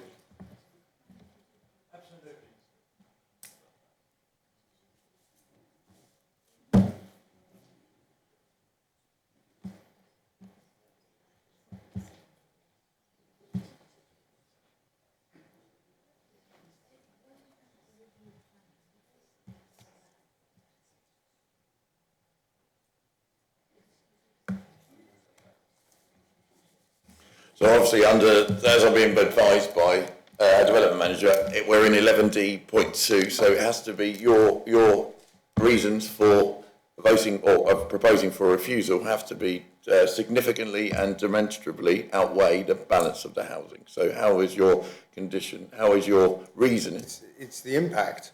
It's the impact, it's inadequate access, and it's the impact on, 250 homes that are there. and the need's not in that field. So.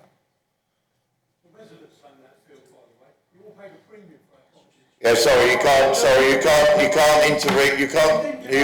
interrupt, excuse me, if you carry on, you can't interrupt the meeting, as you will have to leave the chamber and you will lose your right to listen to the meeting.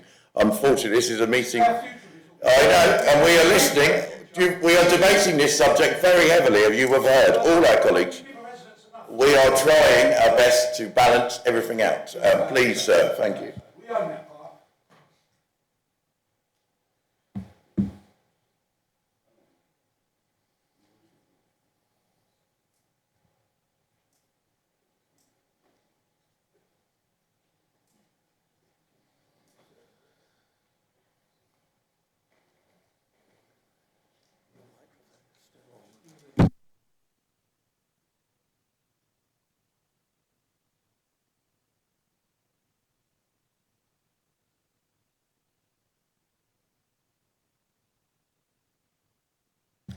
I mean, Chair, perhaps I can have some guidance here, but it does say, with the exception of access. And so access is clearly a major point that's been discussed by pretty well everybody.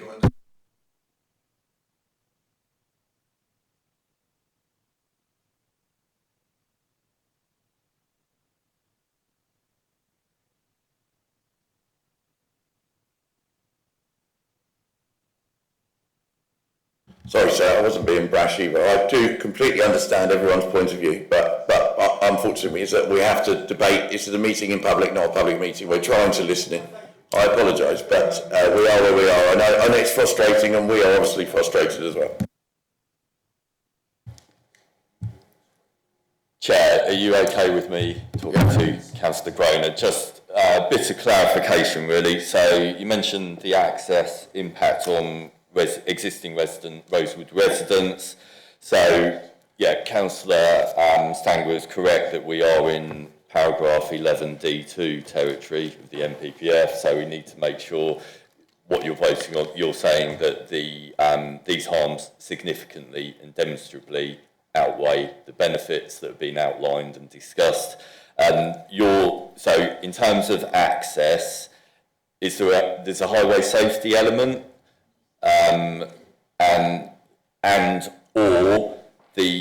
when you're talking about the impact on existing residents, it's the traffic and disturbance that would adversely impact on their living conditions? I think so. It's firstly through the primary stage, which is construction, which would last for several years, I imagine, and be consistent and ongoing. And then it's the consequent one because it's the sole access point to the second development. He's got a second, and we could throw in the 259. I don't know the figures, but the figures presented sounded quite alarming with collision rates. And Can we just establish if Councillor Groner has a seconder before we continue, because you second, Councillor.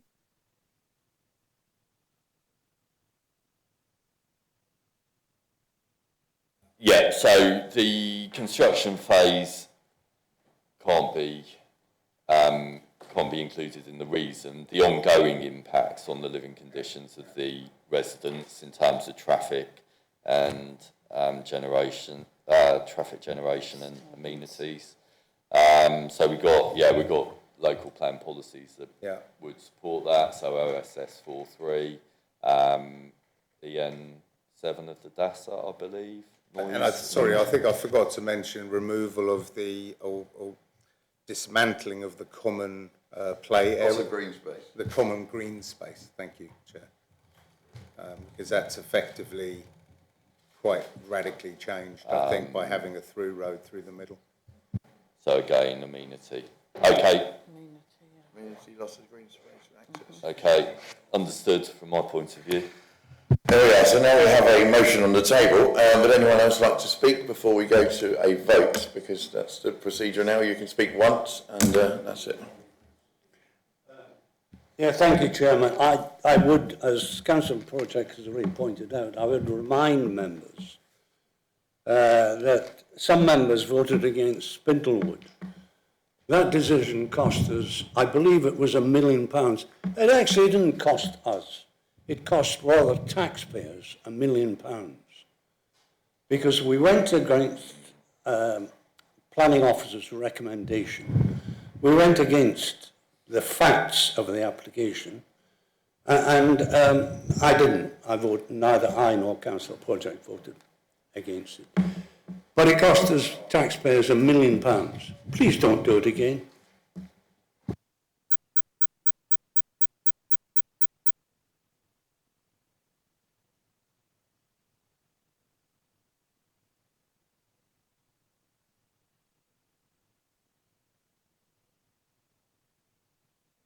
I'm just going to ask the development manager just to add a final point before we move to a vote. Thank you. Thank you, Chair. And thank you, Councillor Ganley, for that point. I am repeating myself now, but we are in paragraph 11D2 territory, whereby if we're refusing, like the motion is suggesting, that, yeah, the harm has to significantly and demonstrably outweigh the benefits. The benefits in this case, in officer opinion, are significant. Talking 340 houses, over 100 affordable units. In Chris's presentation, he mentioned the need. We are, as a district, we've got a great housing need in Bexhill. That's apparent as well.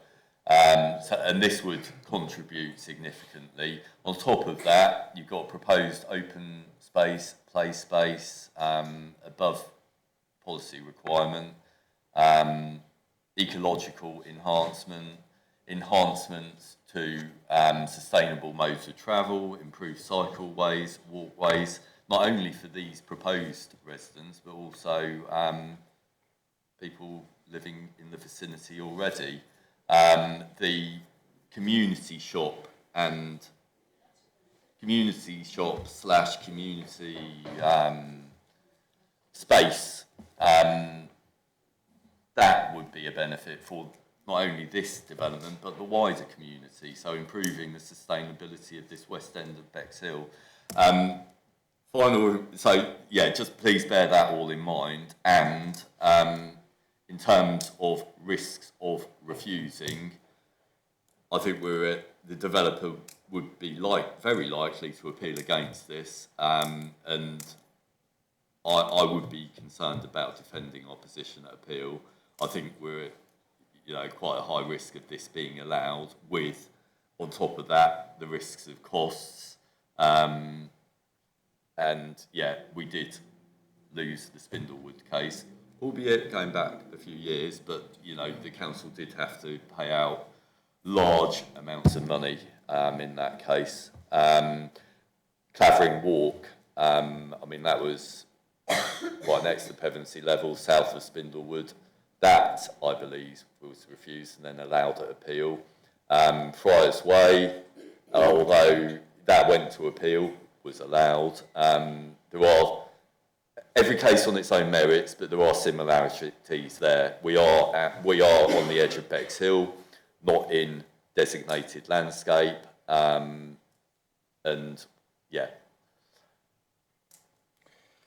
Please bear those things in mind. Thank you. Councillor Mears, would you like to add something? Councillor Mears here is an ex officio, so he cannot vote today, but he can add comments. That was one of the things I was going to say, because people may wonder why it is that I don't vote. But simply to echo what the development manager has told us, and to echo what Councillors Prochak and Ganley have said. And I say with a very heavy heart, it is a balancing exercise, but it is a tilted balancing exercise. And I think if I were going to vote, if I were able to vote, I would have to vote against the refusal.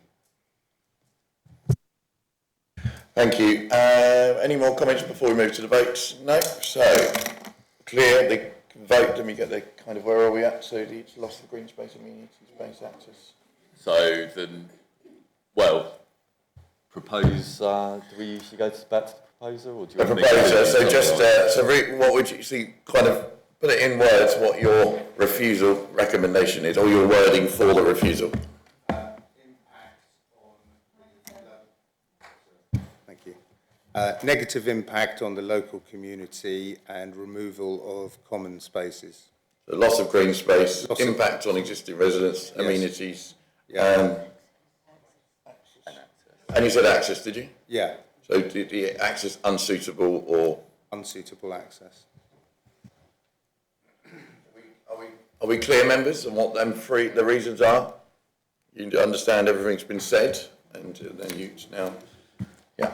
So, all those in favour of Councillor Groner's and seconded by Councillor Polly Gray to refuse this application, please raise your hand. And all those against? I'm abstaining.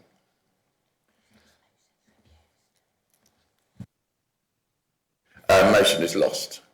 I abstain. So we need someone now to put forward the recommendation from officers. Thank you. Councillor Barnes? Chairman, I wonder if we can approve in principle, but reserve the access.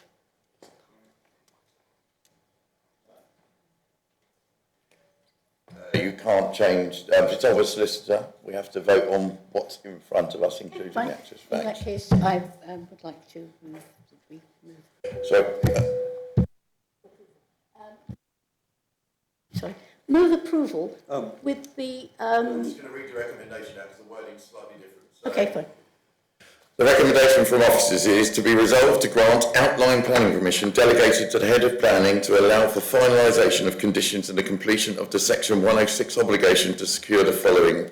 Obviously, we all know that from the report, and obviously with the caveat that there would reserve matters would come back to the committee for more detailed kind of considerations. Thank you. So proposed by Mary Barnes, Councillor Mary Barnes, seconded by Councillor Ganley.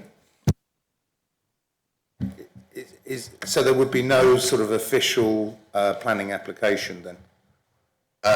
What do you mean by that? There would be a second full planning application. We reserve matters, so all the details, so the road layout, the house layout, the details, designs, SUDs, appropriate assessment, again, everything you can think of in sense of like, other than the access from Barnum Road and the principle is being agreed, well, it hasn't been agreed, but today it's about in principle, would this site work for housing? Yes. And would that be a good access road after listening to all statutory consultees?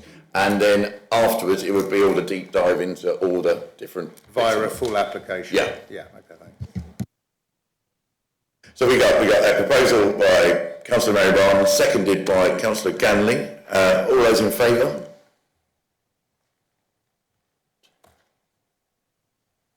All those against? And I've abstained. Thank you. This motion is carried based on the outline planning. So this is not the end of the matter. This is the outline planning application, principle of housing with the access. We're going to have a 20-minute break now. 15, 20 minutes? Right. Yeah. Well, then clear out. We could have just a comfort break for 10.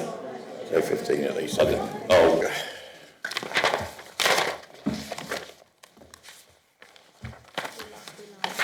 Get live. Number 8, semi-final number 8. Yeah.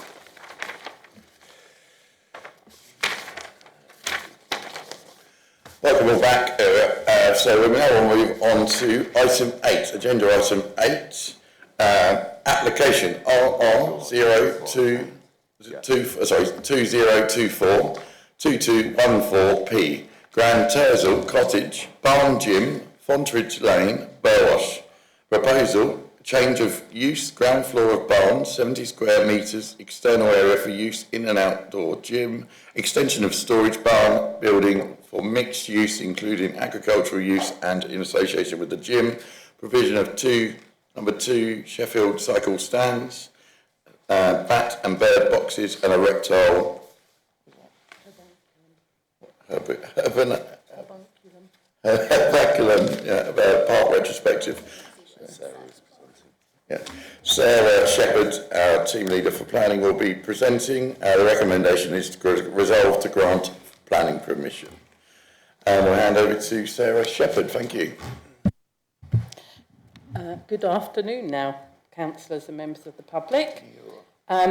you'll be aware that the barn gym is located as part of Grand Hersal Farm to the north of Fontridge Lane. Members visited this site on Tuesday and viewed both the junction with Fontridge Lane as well as the gym buildings and its actual site. There's the site there within the red line. You've got a cottage to the west there, a listed building further to the northwest, and a considerable number of other barns and outbuildings within the site.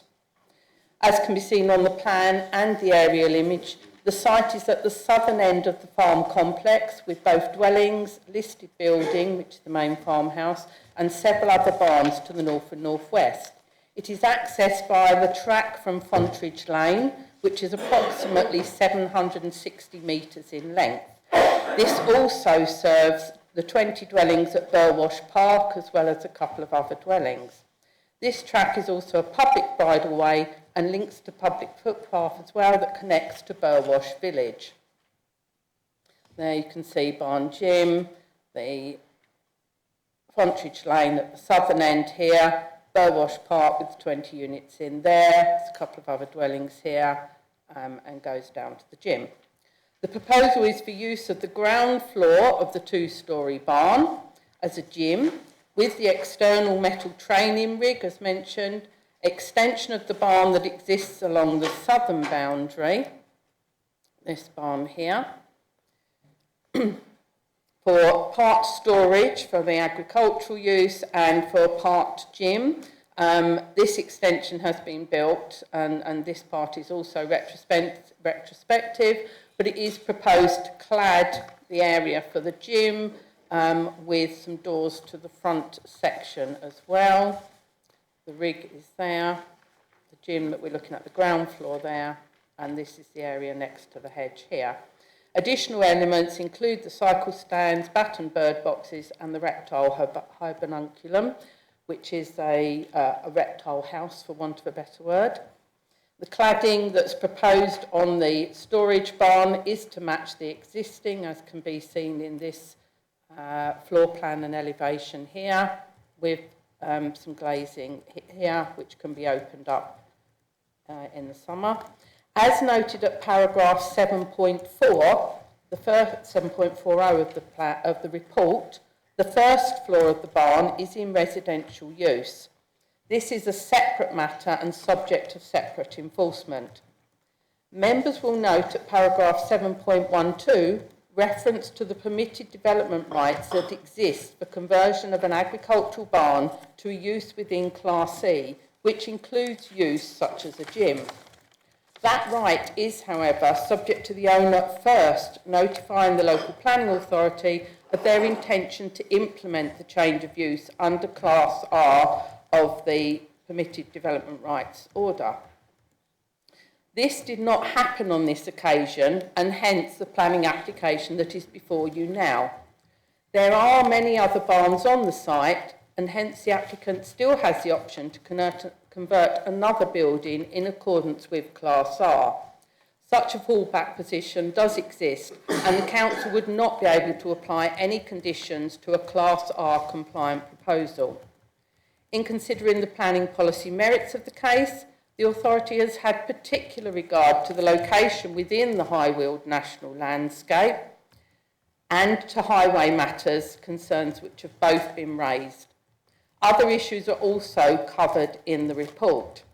In respect of the impacts to the High Weald National Landscape, as seen on the site and in the photos, the buildings are seen as part of the wider farmstead and against a backdrop of trees and hedges. The buildings and materials reflect the local vernacular and do not appear out of character. As can be seen in the photo, the outdoor gym in this area here is barely discernible from the northern boundary of the site and would be even less visible in more distant views. Turning to highway matters, it is noted that the East Sussex County Council Highway Authority have raised objection in respect of substandard visibility to the west side only of the junction with Fontridge Lane. Members viewed the junction and the winding nature of the lane, which would ordinarily preclude drivers from moving at the national speed limit, and it could be argued that visibility requirements could therefore be lessened in this instance. That said, the operation of the site, with many classes being of a one-to-one nature and with a maximum of 8 for some other classes, there would not be substantial increase in traffic movements at any one given time.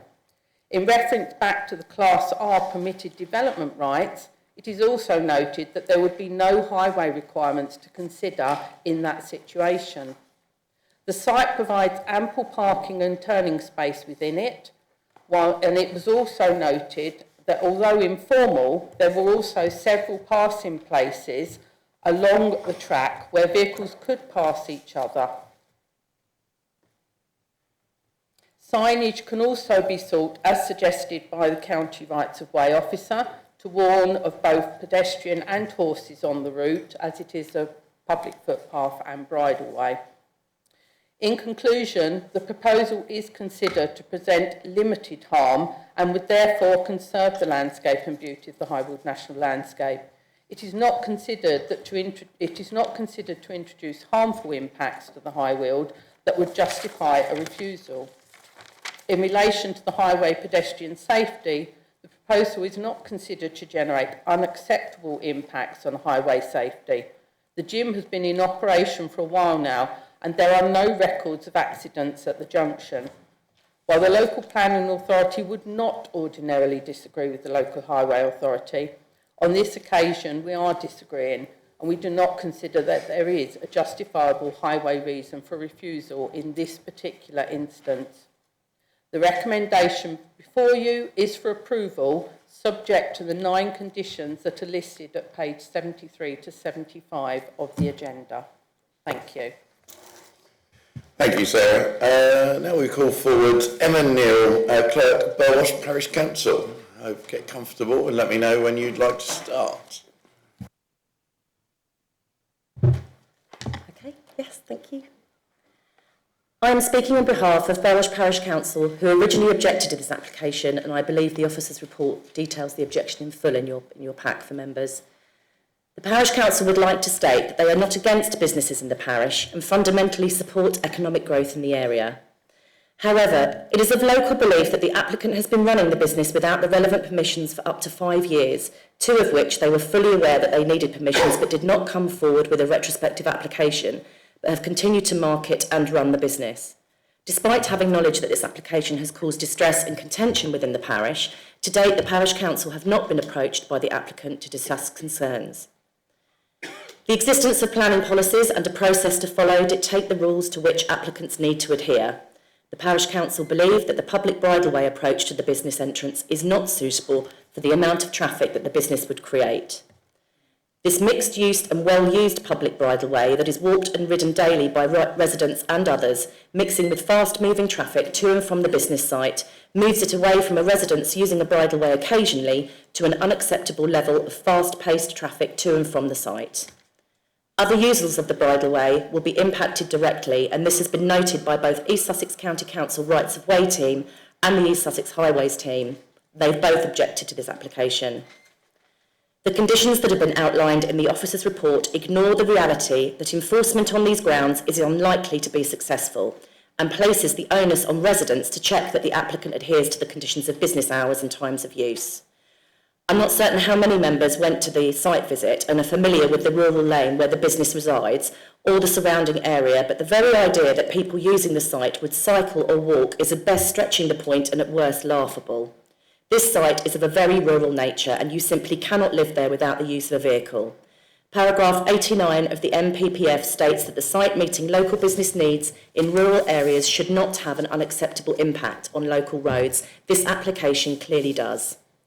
The Parish Council have had a number of discussions with officers regarding this application and feel that if planning policy and process were followed, as in similar applications, there would be no room to vote in favour. In normal circumstances, this application, with its very real opposition from stakeholders, would be refused.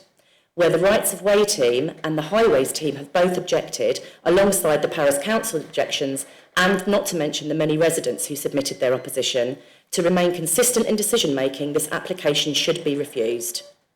We are realistic. We understand that planning is a pinch point and all businesses where balance of economic growth versus rights of other residents should be encouraged. This shouldn't, however, mean that officers can be threatened with moving the business to another agricultural barn on site to achieve a permission through permitted development, and therefore circumnavigating the planning process. As the first tier of local government, Belwash Parish Council aims to ensure that all residents' voices are heard fairly and have the same planning processes applied to all applications, where support for business doesn't, on balance, compromise other residents in the parish. We would therefore urge members to refuse this application. Thank you for your time. Thank you very much, Emma. Very precise and very 1 minute 40 under. Thank you very much. And we have no one to speak against, and we have Guy Kennedy, the applicant. Would you like to come forward, Guy? Thank you. Get yourself comfortable. Let me know when you're ready.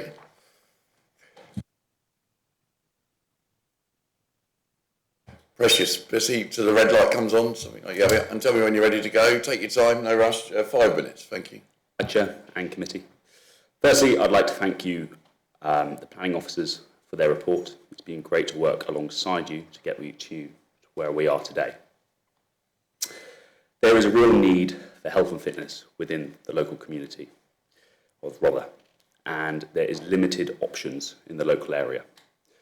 Most gyms are built in towns where they are rammed into a warehouse with limited airflow, and to be honest with you, not a very pleasant workout environment. It is also made up of the majority of young men, meaning that for older people, it is not a very nice workout environment and they are less likely to go there. So that is why I created Barn Gym. I've always had a true passion and love for fitness, and I wanted to create a special community nestled in nature. The gym has been very successful and has an established, solid customer base. We have people who are teenagers training with us, and also people in their 80s training with us. 30% of our gym members have never stepped foot in a gym before, meaning that we have a very inviting environment, and it aids us improve the health of the local community. 30 of our members are from Fontridge Lane itself. They can access the gym by bikes or walking. It is an example of what the government wants from planning to create businesses and jobs in rural communities. We have 3 full-time and 3 part-time staff, all from the local area. In the 4 years of operating as a business, we have never had any personal objections. There have only been some objections from the residents within the planning permission process. I can only apologise for being in this position. I was misadvised on the need to serve notice to the council under Class R, naively, from which I apologise. Planning laws accept this as a permitted development. Under Planning Acts, my planning consultant has liaised concisely with the case officer to agree conditions to make the development acceptable. We've also had some very useful comments on how we can improve things which have come through, such as cutting back the hedges at the top of the drive to improve the sightlines, creating passing bays on our private road, putting up signs to get our clients to monitor their speed. We have also pushed members to car share, walk or ride bikes to the gym, all to help reduce the traffic on Fontridge Lane. If this proposal is not accepted, I'll be able to convert 1 or more farm buildings under the Class R regulations into an alternative premises. No conditions will be able to be imposed, but this is not what I want to do. It's going to cost me a lot of money, and it's going to be a lot more difficult than having to go through this process today. I want to be able to work with the local community to work out how we can continue to do Barn Gym and help improve the health of Robertsbridge, Etchingham, Burwash and Hurst Green. So respectfully, Chair, I urge you to support the advice of your planning officer. Thank you very much. Thank you, Guy. Well done. Thank you. Could you turn the red light off, please? Is that right? Cheers. Thank you.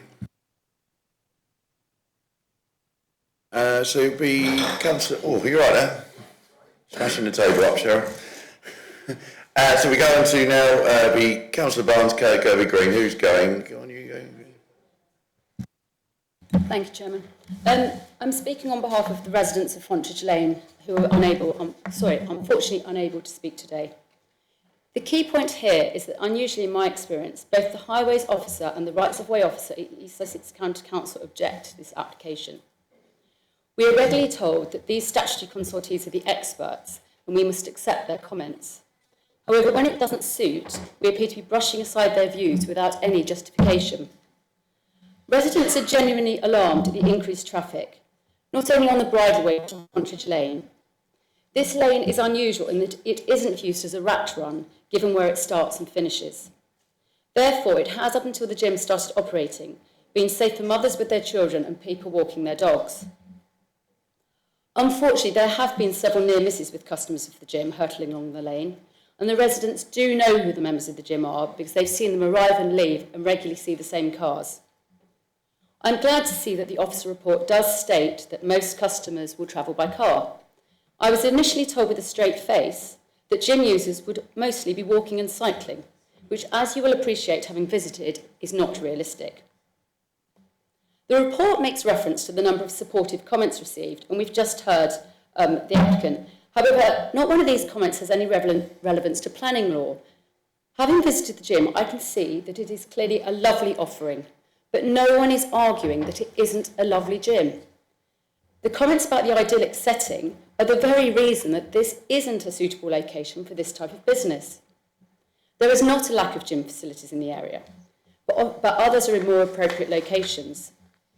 The policy officers refer to does not support leisure uses in the countryside unless there is an overriding need to be there, such as equestrian. This is exactly why there are no gyms in the countryside, and why customers express comments about the unique setting. Let's cut to the chase, though. This application is being recommended for approval solely because the applicant has other farm buildings, and we're being told that the business could therefore be moved and operate under permitted development rights. It is ironic that because of the illegal residential occupation of the other part of this building, that has excluded it from being able to claim permitted development rights. The parish council, as you will have heard, along with residents of Fontridge Lane and the local councillors, do not believe that we should be approving something which wouldn't in usual circumstances be recommended for approval, just because the applicant has a fallback position. This is quite clearly not a suitable location for a business which, as the highways officer, remember the expert, has clearly written in his response, could reasonably generate in excess of 100 two-way daily trips. I would ask that the committee takes into consideration the impact on the wider neighbours when deciding this application. Those residents who used to enjoy walking along the lane now don't feel safe to do so. It is quite clear, given the objections from the two East Sussex officers, that there are valid planning reasons to refuse this application. Thank you.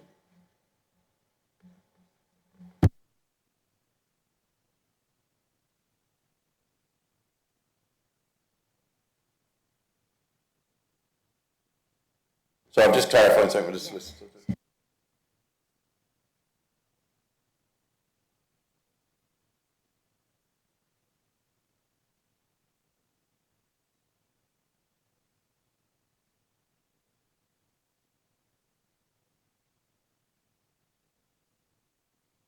Yeah, just to clarify part you said, Eleanor, sorry, just about illegal. It can't be classed as illegal because it hasn't developed, and planning isn't a criminal offence until it passes the enforcement notices. Thank you. There we are. Councillor Barnes, are you speaking? Yes, there is much, Chairman, to admire in what this young applicant has done. He has built up a business, a successful business, which draws on quite a wide area. I'll come back to that in a moment because that is what's posing the problem. In general, we favour the diversification of farm businesses because that brings extra revenue in. And in normal circumstances, I would have no objection at all to what has been done here. Although it is visible, and I think a dark skies condition on the outside area would be helpful, it does seem to me that this is not actually something that is causing great harm to the AONB. The problem lies, and it's well exemplified by the letters of approval from 49 people, many of them coming from much further away from the site than the objectors. And that is because of the traffic that is generated. The permitted development right point is interesting because as I read the AONB permitted development rights, if a building has been in mixed use previously, and this has been used for residential as well as agricultural, you cannot actually exercise PDRs on this. However, that is not the point because it had come for planning application because of the prior notification point. What worries me is twofold, and I think highways have put their finger on both.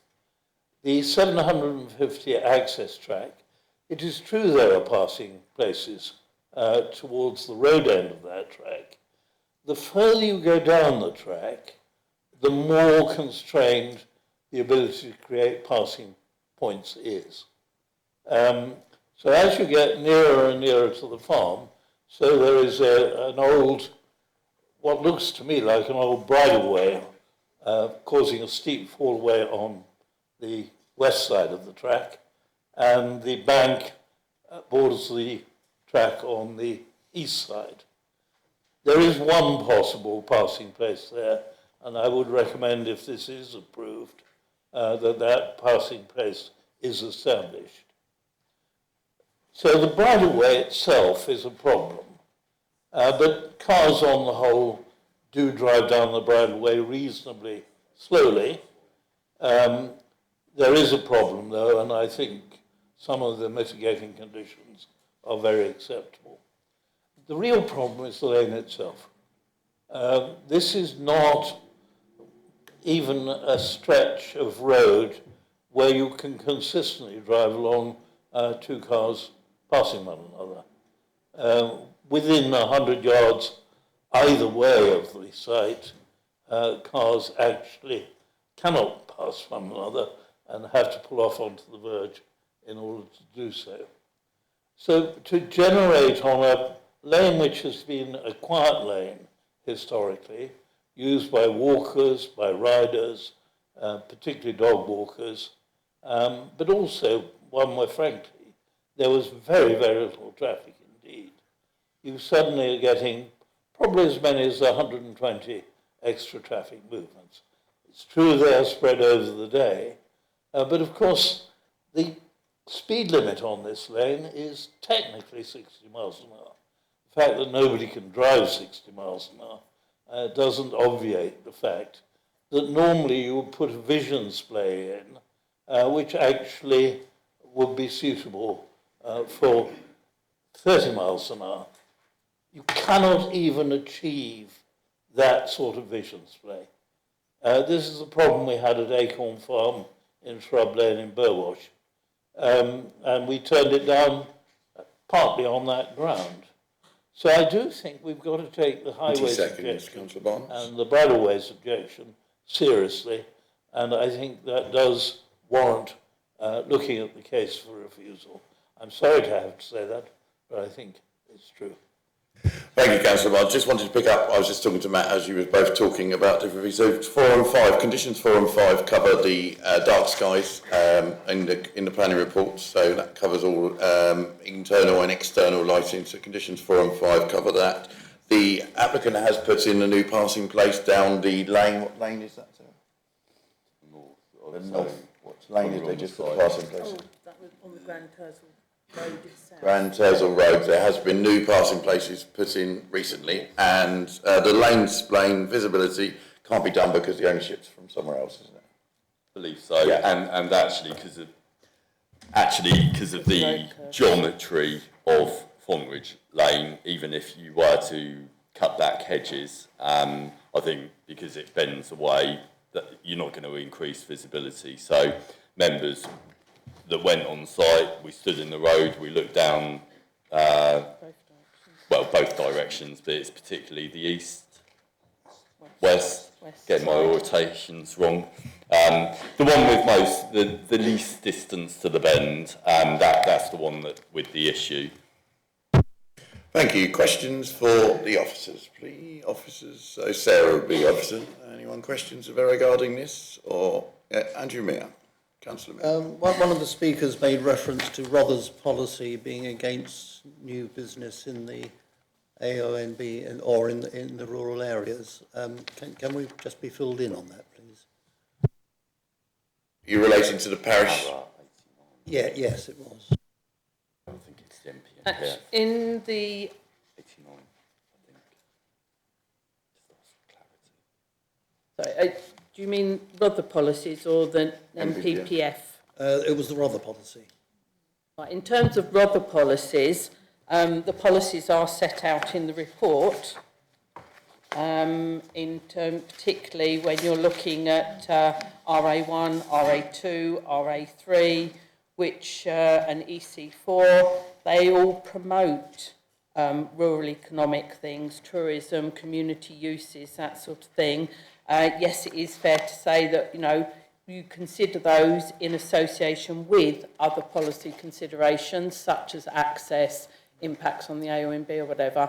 But I mean, there is a strong presumption in favour of supporting rural use, alternative rural uses. Thank you for clarifying. Any further questions for the officers, members? Councillor Groner. Sorry, does it conserve or enhance the AONB, this application? Well, I stated that we feel that it does conserve because there isn't a harmful impact, but equally if you take into account the additional planting that you witnessed on site, the trees and things, and the ecological enhancements that are in there as well, you could argue that there is an enhancement from the scheme as well. Thank you, Sarah. Councillor Mary Barnes. Is the no more than 8 members shall use the gym at one time? Is that an attempt to cut down the traffic? I think I don't think from the applicant and from when I spoke to Mike Hughes, our head of planning, that was kind of, they don't have a full up kind of, we went there on Tuesday, it's kind of not massive, is it, downstairs? So I think you'll probably be a bit that's what they said, a maximum of 8. Yeah, I mean, that was the rate at which they've operated, and we feel that it's appropriate to restrict it to the one-to-ones as listed in the condition and the maximum of 8 people, and yes, that would help limit traffic, yeah. Yeah, just to add, Mike Hughes spoke in the briefing, just a comment that he put across that the planning committee, obviously consideration, they have more control over this application as it stands with planning application and conditions than they would do if they went back to permitted development. You'd have no serve or anything. So that was just something Mike really put across in the chair's briefing, that we have more control over this now than we would do if it comes back as, well, we wouldn't have any say in permitted development, which it would meet the grounds for. Councillor Graham? Just a quick question, Sarah. You may not know the answer, but do they have showers and toilets at this gym? Because that would be quite unusual not to have. And might they be applying if they don't? There aren't any showers and things in there. I mean, these are one-off classes, so people come and do an hour's class and then they'll go back home or whatever and change at home, so, yeah. Can we ask if we can ask the applicant, but we're not allowed to know we're past that stage, but thank you. Councillor Project. Just picking up on the suggestion that rural areas aren't suitable for gyms. No.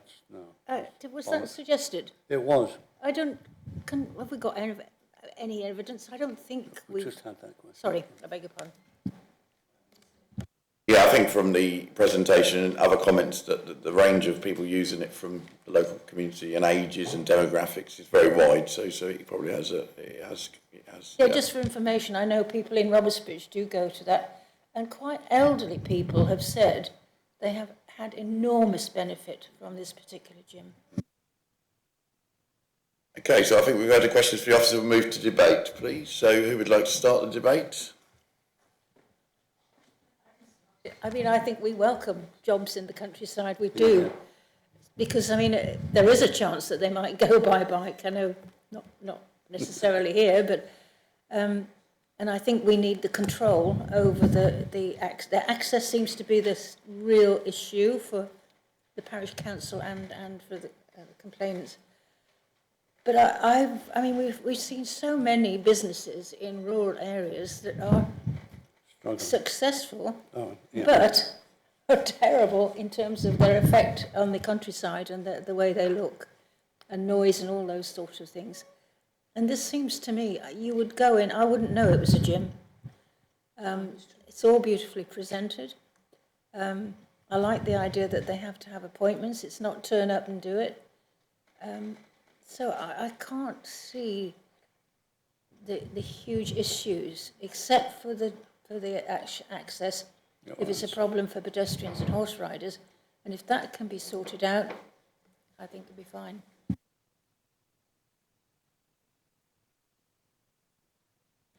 Yes, so condition 6 says within 1 month of the date of this decision, if a decision is made, signs advising drivers of the bridleway and the need to give way to users shall be installed at both ends of the shared route and shall thereafter be retained. The signs shall be worded: slow public bridleway, give way to walkers, horse riders and cyclists to protect the amenity and use of public bridleways. Belros 27C. Councillor Ganley. I really don't feel that corner is a major problem. The most reasonable drivers would slow down or stop there before turning right or left. It's no worse than coming out of my drive, I can tell you. It's and I'm on a 60-mile-an-hour road. But in my opinion, it is not a big deal. Yeah, we haven't had a move for motion, so I'm going to move the motion from the chair to recommend the resolve to grant. I've listened to all the points. I think the positives of the health and well-being, the fitness for all demographics within a rural community, the businesses, the jobs, I think it all can counteract the small harm it will cause by a few movements. That's my opinion. So I will propose a recommendation to grant. Do I have a seconder? Faisal? Anyone else who'd like to comment before we move to a vote? No? So all those in favour to accept the officer's recommendation to resolve grant planning permission? And all those against? And abstentions? 1 abstention. Thank you. The motion is carried and the recommendation to grant planning permission is passed. Chair, could I just mention it again, because I'm sure people are listening in remotely, that of course I didn't vote because I can't, because I'm only an ex officio member of the committee. Thank you. Yeah, so Chair of the Council is here as an ex officio. He can comment and take part in the debate, but he can't vote.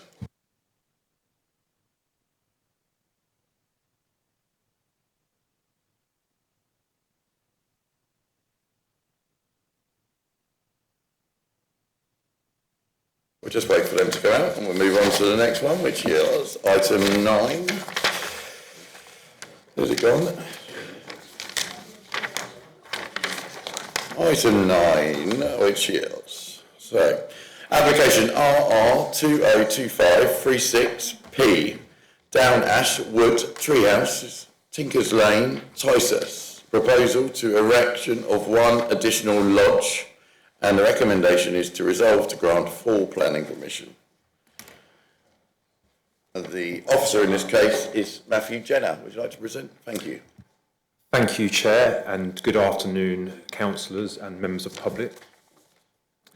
As you will recall from our visit on Tuesday, the site provides holiday-let accommodation where 6 units have been granted approval under previous applications. The site is served by an existing track and car parking area, which is accessed via Tinkers Lane. The site slopes downwards from its southern boundary towards Buell Water to the north. This application relates to an area of trees and shrubs to the northeast of the site. The site is located within the countryside and within the High Weald National Landscape. The application proposes only one additional lodge within the site to provide additional holiday accommodation. As originally submitted, the proposal consisted of a two-storey lodge with glazing on all elevations. Amended plans have been received which propose a single-storey lodge with only glazing on the front elevation. The additional planting of native species is also proposed in close proximity to the lodge. As the site is an existing holiday site, having been granted permission by previous applications under appeal, this proposal for an additional lodge within this established site can be supported in principle by various local and neighbourhood policies. It is not considered that the proposal would have an impact on the character and appearance of the area within the High Weald National Landscape. The proposed lodge would be used for the purposes of holiday accommodation, which is in keeping with the existing use of the site. This use will be subject to restrictive conditions. As members will recall from the site visit, the lodge would be located within a wooded area of the site. It would be well screened by trees and vegetation on all sides. And as explained, additional planting is also proposed that would provide further screening and would be an enhancement to the site. This would significantly reduce any glimpses of the lodge from the wider landscape and the public footpath to the north of the site. The lodge would be single-storey and designed so that it is in keeping with other units within the site and would be suitable within the High Weald National Landscape. It would not be a permanent structure and there would be no permanent foundations or groundworks proposed. The application does not include any external lighting and there is a minimal amount of glazing proposed. It is not considered that the proposal would have a harmful impact in terms of light pollution and dark skies in the area. In terms of ecology, it is not considered that the proposal would have a harmful impact. The lodge would not result in an unacceptable impact in terms of noise or disturbance. It would be located some distance away from the larger open waters of Buell Water, being situated closer to a narrow inlet to the southeast. For these reasons, it is not considered that the proposal would have a harmful impact on roosting gulls. It is not considered that there would be a harmful impact to the amenities of neighbouring properties. There are no immediate neighbours of the existing holiday units or within the site, units within the site or proposed location of the new lodge. It is not considered that the proposal of one additional unit would have a harmful impact on highway safety and parking. It has been established under previous applications that existing visibility and access is sufficient to serve the site. The existing car park would provide one parking space for each unit of accommodation, including the proposed lodge. Occupiers would park in the car park and walk to the lodge. Visitors would come to appreciate the quietness of the area where they can walk or cycle and make use of local services. As holiday lets do not have the same access needs of a dwelling, it is not considered that the proposal would result in a significant increase in the volume of traffic.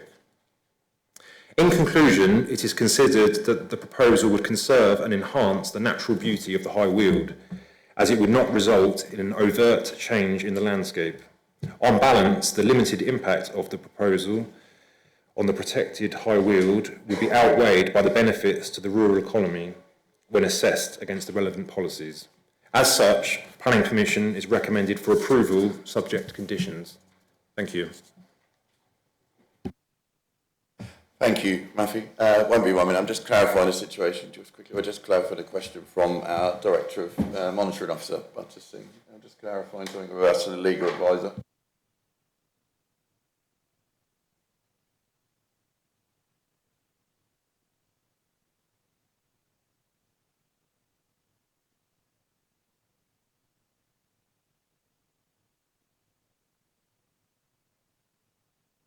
So just before we go into any further into this application, I just need to ask Councillor Mary Barnes to redeclare interest and clarify the interest. Is it personal or prejudice? We just had an email from the monitoring officer, well, the Director of Governance, and well, just to complete from your planning reasons and from this is from page 78. They just want clarification to disclose the interest clearly and in your view what kind of interest it is. So if you could say that would be great. I'm slightly confused about that because I'm going to be very clear that I shall be speaking first of all as the district councillor, and then since I have kept myself very clearly away from making any kind of prejudgment until this point, that I am perfectly clear to go ahead and act as a member of the planning committee. Is that what you're asking? Well, what I'm asking is seeing our Director of Governance and Monitoring Officer, we just wanted, he couldn't quite hear earlier when you declared an interest, what interest it is and what's the nature of the interest. It was purely and simply that I was adding an interest that I hadn't had before, in that I have recently joined as a friend of Bill Water. That was what I announced at the beginning, and that's what I am reaffirming now. And you class that as a personal prejudice? You class that as a personal? Personal. Yep. So that's your Yep.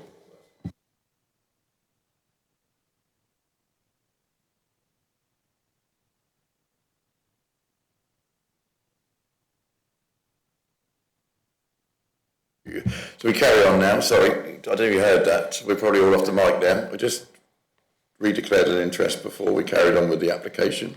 Now we move on to Councillor Anthony Lloyd from Ticehurst Parish Council. Get yourself comfortable and press the button, get the red dot on. Thank you, Chairman and members. I used to sit in this chamber some years ago as a councillor. I've been a parish councillor in Ticehurst for 40 odd years, and I've also worked at Bill Water for 30 years, developing the recreational resources of fishing, rowing, canoeing, diving, all those nice countryside activities that we seek to protect, and instrumenting the landscaping project that we did there with over 220,000 trees planted. I can only draw members' attention to the fact that a large number of residents have objected to this application, some 44, of which more than 20 are present in this chamber to listen to the debate. I've also spoken at 2 public meetings in Ticehurst where people pay to come and listen to me talk about the history of Bill Water and how he conserved the countryside. 300 people, it was packed out both times. There's a huge amount of interest in this wonderful site.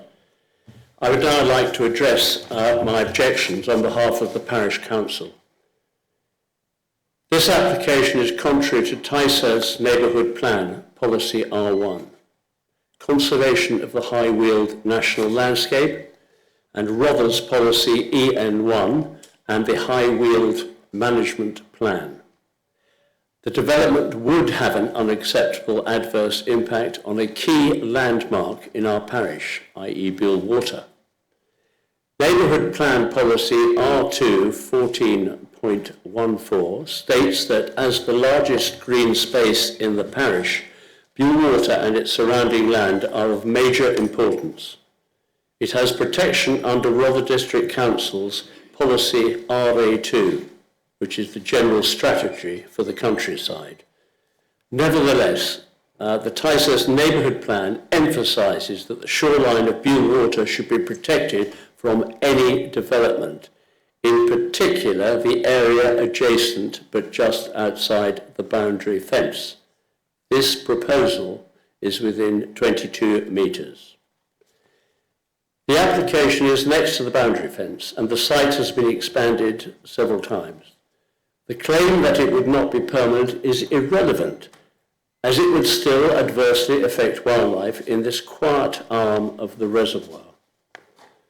The first application for 300 units was one on appeal with strict conditions that it should not be expanded, and that was the planning inspector. The planning inspector made it quite clear when he allowed the original 3 units. he stated that the remaining land should remain in agricultural use. When our clerk advised Rother planners of this point, we were told that this had not been taken into account. Tysus Parish Council have adopted a dark skies policy, very much influenced by the need to protect wildlife. This includes an internationally recognised gull roost, which is currently being reviewed by Natural England as a potential special protection area. This is a protected area designated for the conservation of wild birds and their habitats. SPAs are classified under the EU's Birds Directive and the UK's Conservation and Habitat Species Regulation. They are selected to protect rare, vulnerable and regularly occurring migratory bird species, such as the huge numbers of common and black-headed gulls that roost at Beal, particularly in the winter months. Increased traffic in Tinkers Lane, which is a single-track road, has had a detrimental impact on all residents since the first 3 and now 6 lodges were constructed. The applicant has had a history of flaunting conditions and assurances given to local residents. Sarah Shepherd was made aware of the concrete footings that were installed prior to a site visit, and they were covered for the inspection, and she has been provided with photographic evidence of this in 2020. Other local residents whose children used to ride bicycles along the lane frontages of their properties at Coronation Cottages in Tinkers Lane now complain about the speed of tourist traffic looking for holiday accommodation.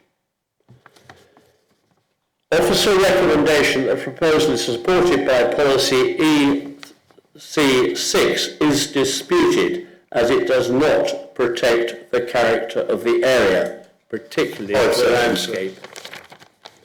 Officer recommendations that the proposal... I'm afraid, sir, you've had your 5 minutes. I do apologise. Okay.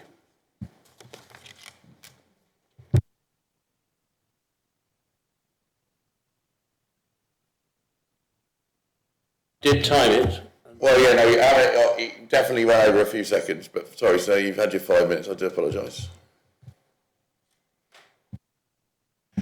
Against the application will be Michael Wendit. Thank you. Would like to make way to your chair, thank you.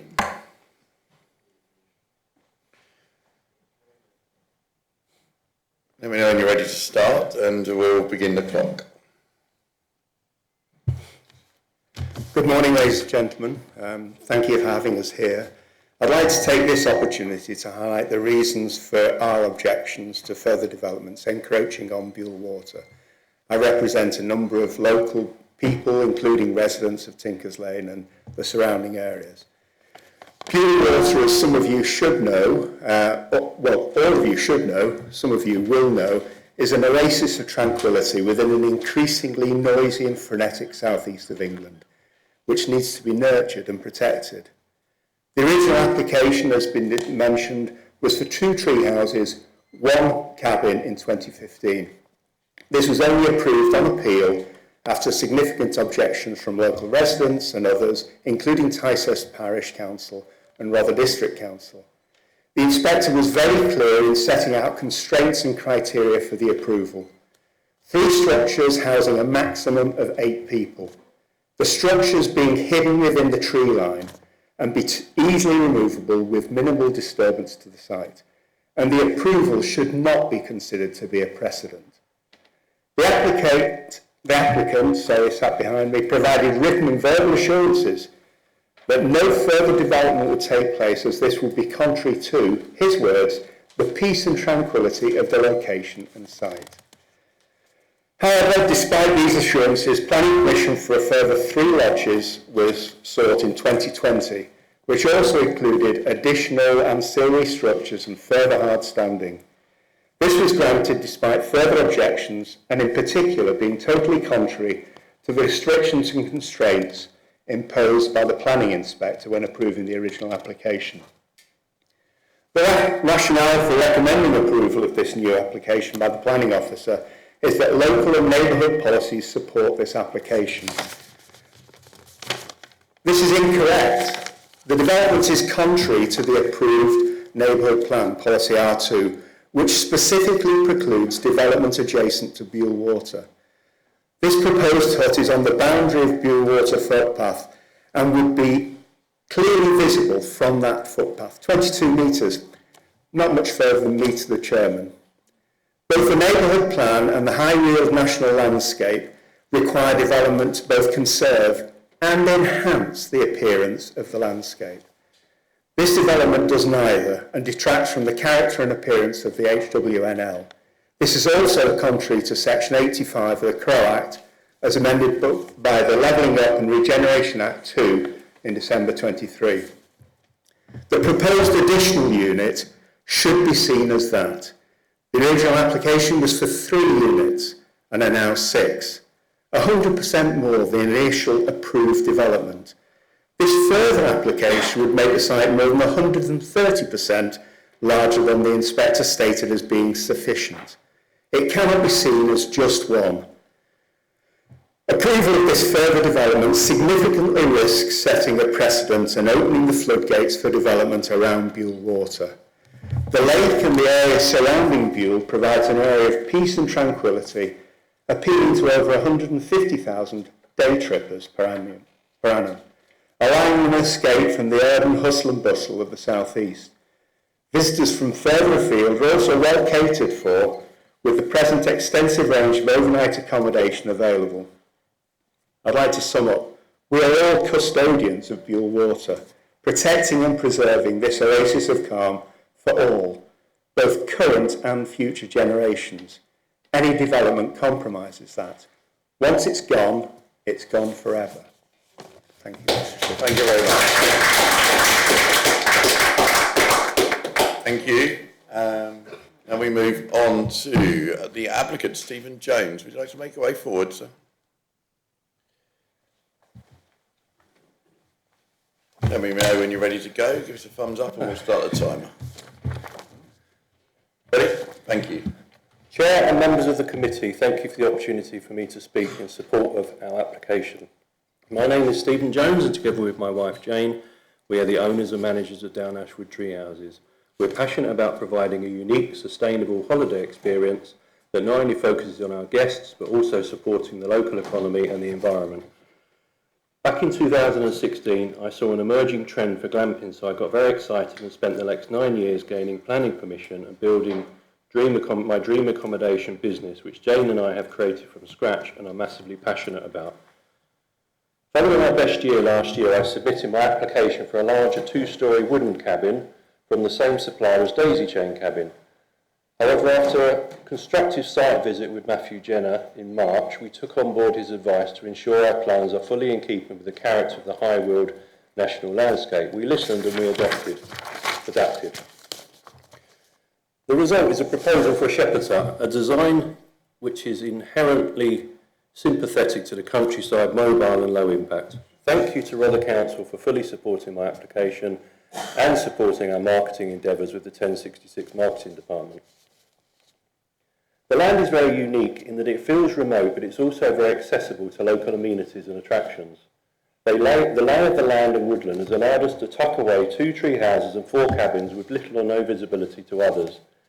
Guest review last week commented, and I quote, "We had a lovely stay at Will o' the Wisp for our anniversary. It was perfect to get away, some lovely time in nature and the countryside. The site is well located, so if you do need to dip back into civilization, there are 2 lovely pubs within walking distance, the Bull and the Bow, and the nearby reservoir offers swimming, walking and cycling opportunities." Since our ownership over a decade ago, we have restored the land, removed all manner of rubbish, eradicating invasive ragwort and thistle in favour of beautiful wildflowers and well-kept sheep grazed fields. We have planted new trees and wildflowers and cultivated much of our own plant stock. Our wildflower meadows now support over 50 species. This proposal is about more than just adding another holiday let. It's about supporting rural tourism, which is a vital part of the local economy. Rother's Council's own research highlights a shortage of self-catering accommodation and the significant economic benefit that tourism brings, supporting thousands of local jobs and generating hundreds of millions of pounds for the local economy each year. Ticehurst Neighbourhood Plan explicitly says developments that support tourism-related enterprises will be welcomed and supported, especially where proposals meet the concept of sustainable rural tourism regarding green travel, sustainable employment and the consumption of local produce and materials. Rother says that 20% of employment in the borough is supported by tourism. That's 1 in 5 people. Last year we welcomed over 2,000 guests through the year. Our spaces are well insulated and heated, so our season is all year round. We employ local people, 8 cleaners, a groundsman, a maintenance and electrical people. We have a sole agent, Canopy and Stars, who are certified B Corp and plant a tree for every stage, which means we've planted over 5,000 trees. Our welcome back given to guests includes coffee from Bean Smitten in Flimwell, apple juice from Ringdon Farm in Hurst Green, milk from Hinkston Farm in Cranbrook, and more, all sourced locally. Guest orders hampers from eggs to apples in Hurst Green, and also visit the farm shops. Our logs, kindling and natural fire lighters are from Bassett's Farm in Matfield. Since introducing a dedicated web page promoting car-free travel last year, we have seen a 20% increase in guests arriving by sustainable means. 62% of central London households don't have a car.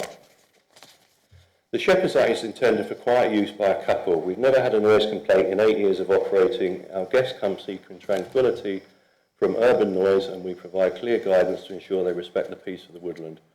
I quote again from a different guest review last week. Lovely stay, couldn't have asked for more. Very quiet, which is just what we wanted. Being able to see sheep, pheasants and bunnies out of the window was lovely. There were 3 pubs and 2 cafes within 15 to 25 minute walk. Your water reservoir is by the cabin. It's vast with beautiful views, perfect for long walk.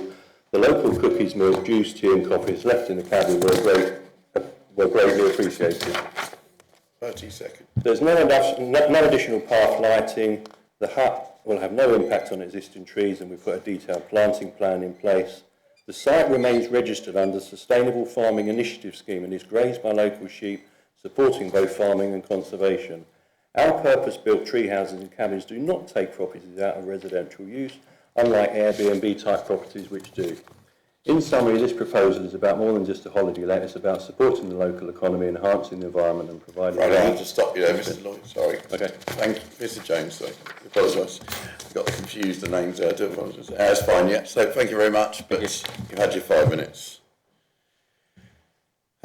Just want to check, because we're going to ward members now, just going to check. Councillor Colleen, you're online. Would you like to say anything on this as your ward member?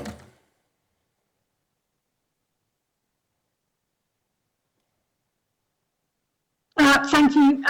No, I wasn't going to take part, but just to confirm that Ticehurst Parish Council have concerns because their concern is that it amounts to planning creep. Thank you, Councillor Colleen.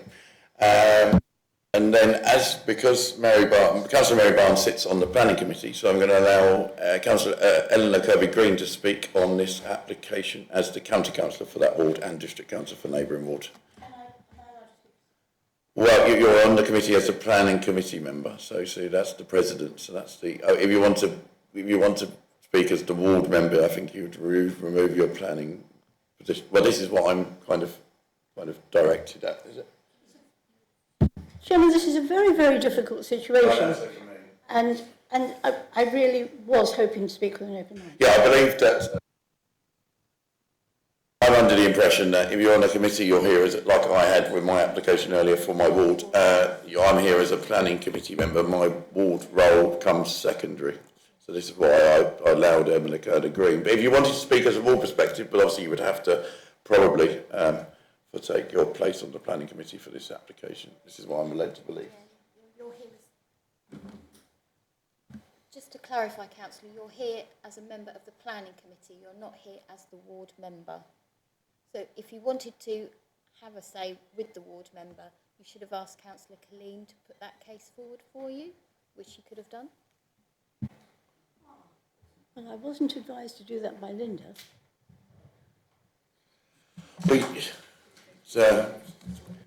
Yeah. So my Board of Legal advises me that anyone sits on the committee is sitting here as a planning committee. If you want to take your ward position, you then have to then vacate your kind of place on the committee for this application. In that case, I have no alternative but to let Councillor. Kirby Green. This is why Councillor Kirby Green did ask me earlier, and she's the county councillor for the ward area, and we thought it was trying to, because there'll be no one speaking from a ward perspective then, because Councillor Colleen is the portfolio hold for planning, and obviously it creates conflict of interest, so it's difficult. Thank you. Eleanor, would you like to speak? Thank you. Thank you. As committee members will know, in December 2023, a new statutory duty came into force in all national landscapes. The new duty requires all relevant authorities to seek to further the purpose of conserving and enhancing natural beauty of any landscape with AONB designations such as the High Weald. I cannot understand how anyone can believe that this application does this. The first application on this site was in July 2015. Well, the Planning Office's conclusion was that there was no evidence provided to justify the siting of this self-catering tourist accommodation. The proposal was rejected because it was considered to be incompatible with the long-standing national and local policies criteria, which seeks to preserve and enhance the rural landscape. The decision for 3 was overturned on appeal, but in that decision it was clearly stated that there should be no further development. We are now talking about 7 huts. There is continued planning creep. When will officers decide enough is enough? What has changed? In fact, today we have to seek to further rather than just conserve, so the protections are greater than they were in 2015. There is a tendency to believe if the application is for tourist activity, then that should be given disproportionate weight, rather than the safeguarding of the countryside and ecological factors. This is simply incorrect. One of the problems that has never been properly addressed is that these units are for night-time residential occupation. The designs of them are significant. Each of them has a decking area which encourages light and noise at night. You will have seen on your visit how large the decking areas are. The decking area is a major selling point for the residential unit on the applicant's website. This is completely at odds with the otherwise tranquil setting. It cannot be overestimated how important Buell Water is for wildlife, and it should be protected from nighttime light and sound pollution. The applicant has sought to minimise the distance from the gull roost by taking measurements from a favourable point. However, the new unit is very close to the gull roost. Importantly, you have to remember that the phrase natural beauty is not just the landscape. It includes landform and geology, plants and animals, landscape features, and the rich history of human settlement over centuries, according to the Countryside Agency Guide for AONB partnership members. I don't think I need to say much about the design, apart from asking the question, do members of the committee really feel that this is acceptable? Whilst other people go to great detail to comply with the High Weald Management Plan and High Weald Code, this clearly does not. You will have visited in June. It is highly convenient that this application is being heard at this time of the year. You will have taken away a very different impression of the impact on the landscape had there been no tree cover. For the reasons outlined by the Parish Council and residents, I would urge planning members to reflect on the Act, which tells you to seek to further conserve and enhance. If my understanding is correct, the committee report seems to suggest that the actual development should be excluded from the overall consideration of harm. However, if this was acceptable, then the statute could never have an effect, because the developer in every situation would say the rest of the landscape is not damaged. The landscape includes the development. For that reason, I believe you have reasons to refuse this application. Thank you. Thank you, Eleanor. Councillor Kirby Green. Then we move on to, thank you. Now we go on to questions for the officer. Any questions for the officer? Councillor Mary Barnes.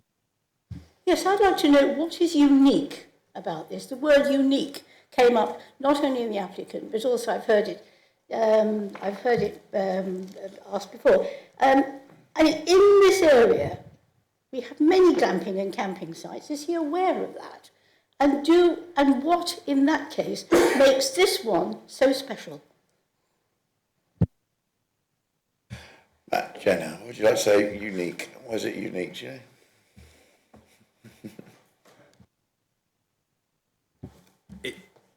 It's unique within the context of this site, where the other units of accommodation are in tree houses that are larger. And I would point out as well, the proposed lodge doesn't have any decking or external lighting.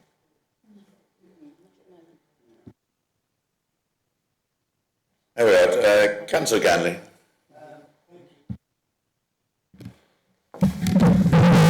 Thank you, Chair. Mr. Ganley, 1 minute. Sarah's just going Just going to say, I mean, we haven't used the word unique, but, you know, it is unique in terms of the type of accommodation that's offered in this area.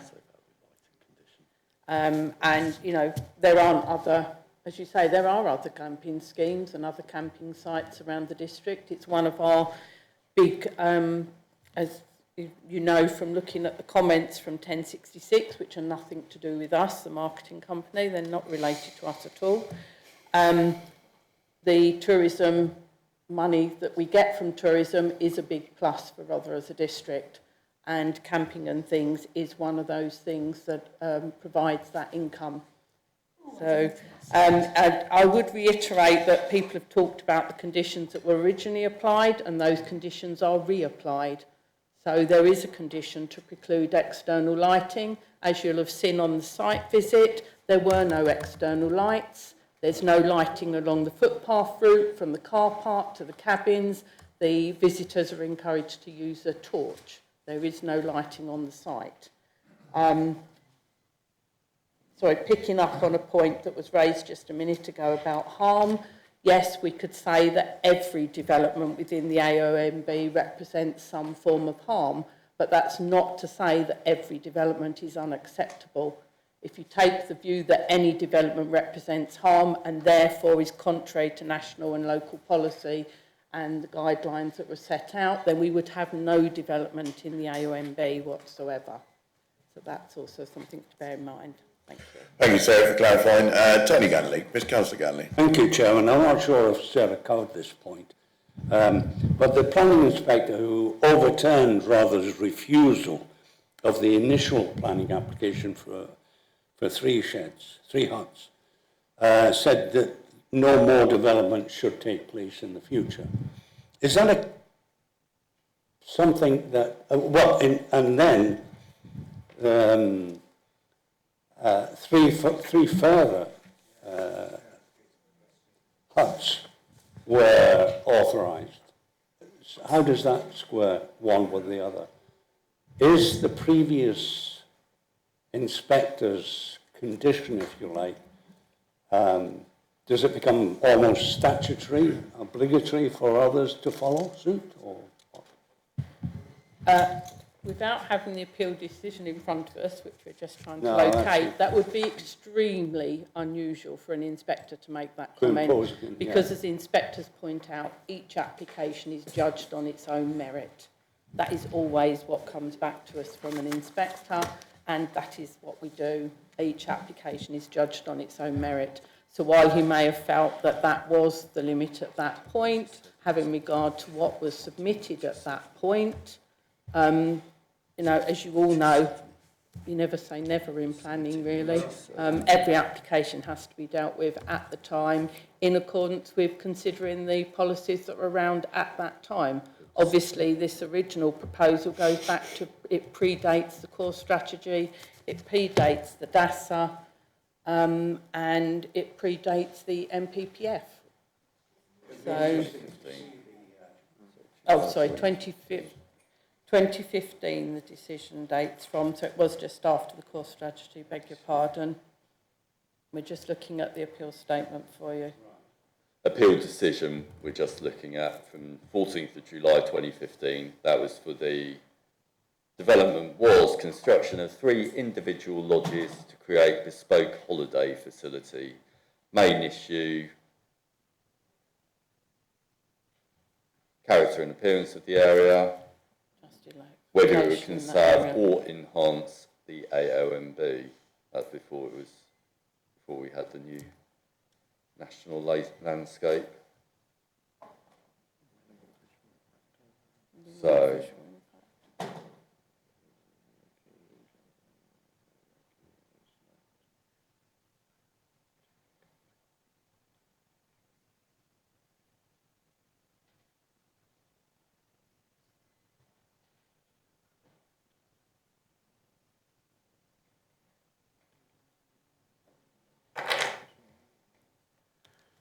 sorry, just reading the appeal decision for anyone online, just to clarify what the inspector said. Chair, am I permitted a quick comfort break? If you leave the room during the planning, you will lose your ability to vote. And I'll hang on tight.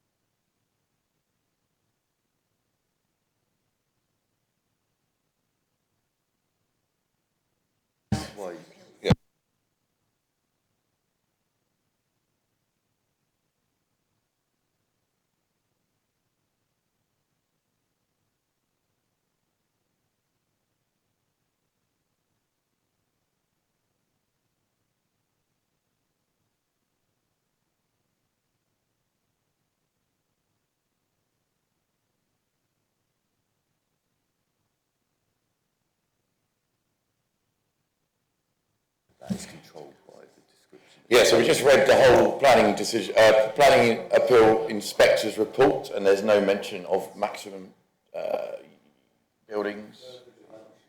No, there's no mention of further development or maximum buildings.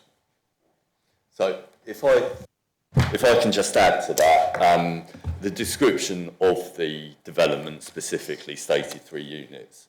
So there was a limitation there of 3 units at that time. Yeah, at that time. Yeah, because that's what the planning permission permitted. Yeah, I think as with... we can't engage from the public gallery, sorry. The applicant is entitled to apply for further planning permission, and you look at that on its individual merits like we are now. So in the case of the 3 additional that have been granted planning permission, that was looked at on the individual merits. So like Ms Shepherd explained, it would be highly unusual for an inspector or a decision maker to say, to put any restriction on further development.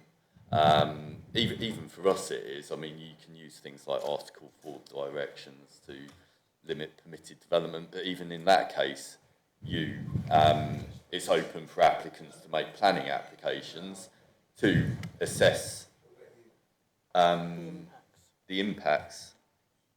Yeah, thank you. I've got two further points, if I may, Chairman.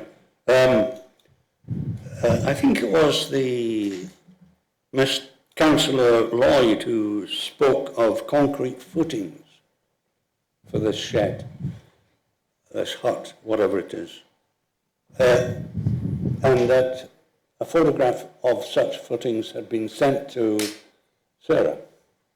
Sorry, that goes back to something in 2020. That's nothing to do with this application, and I'm not quite sure why that was raised. But.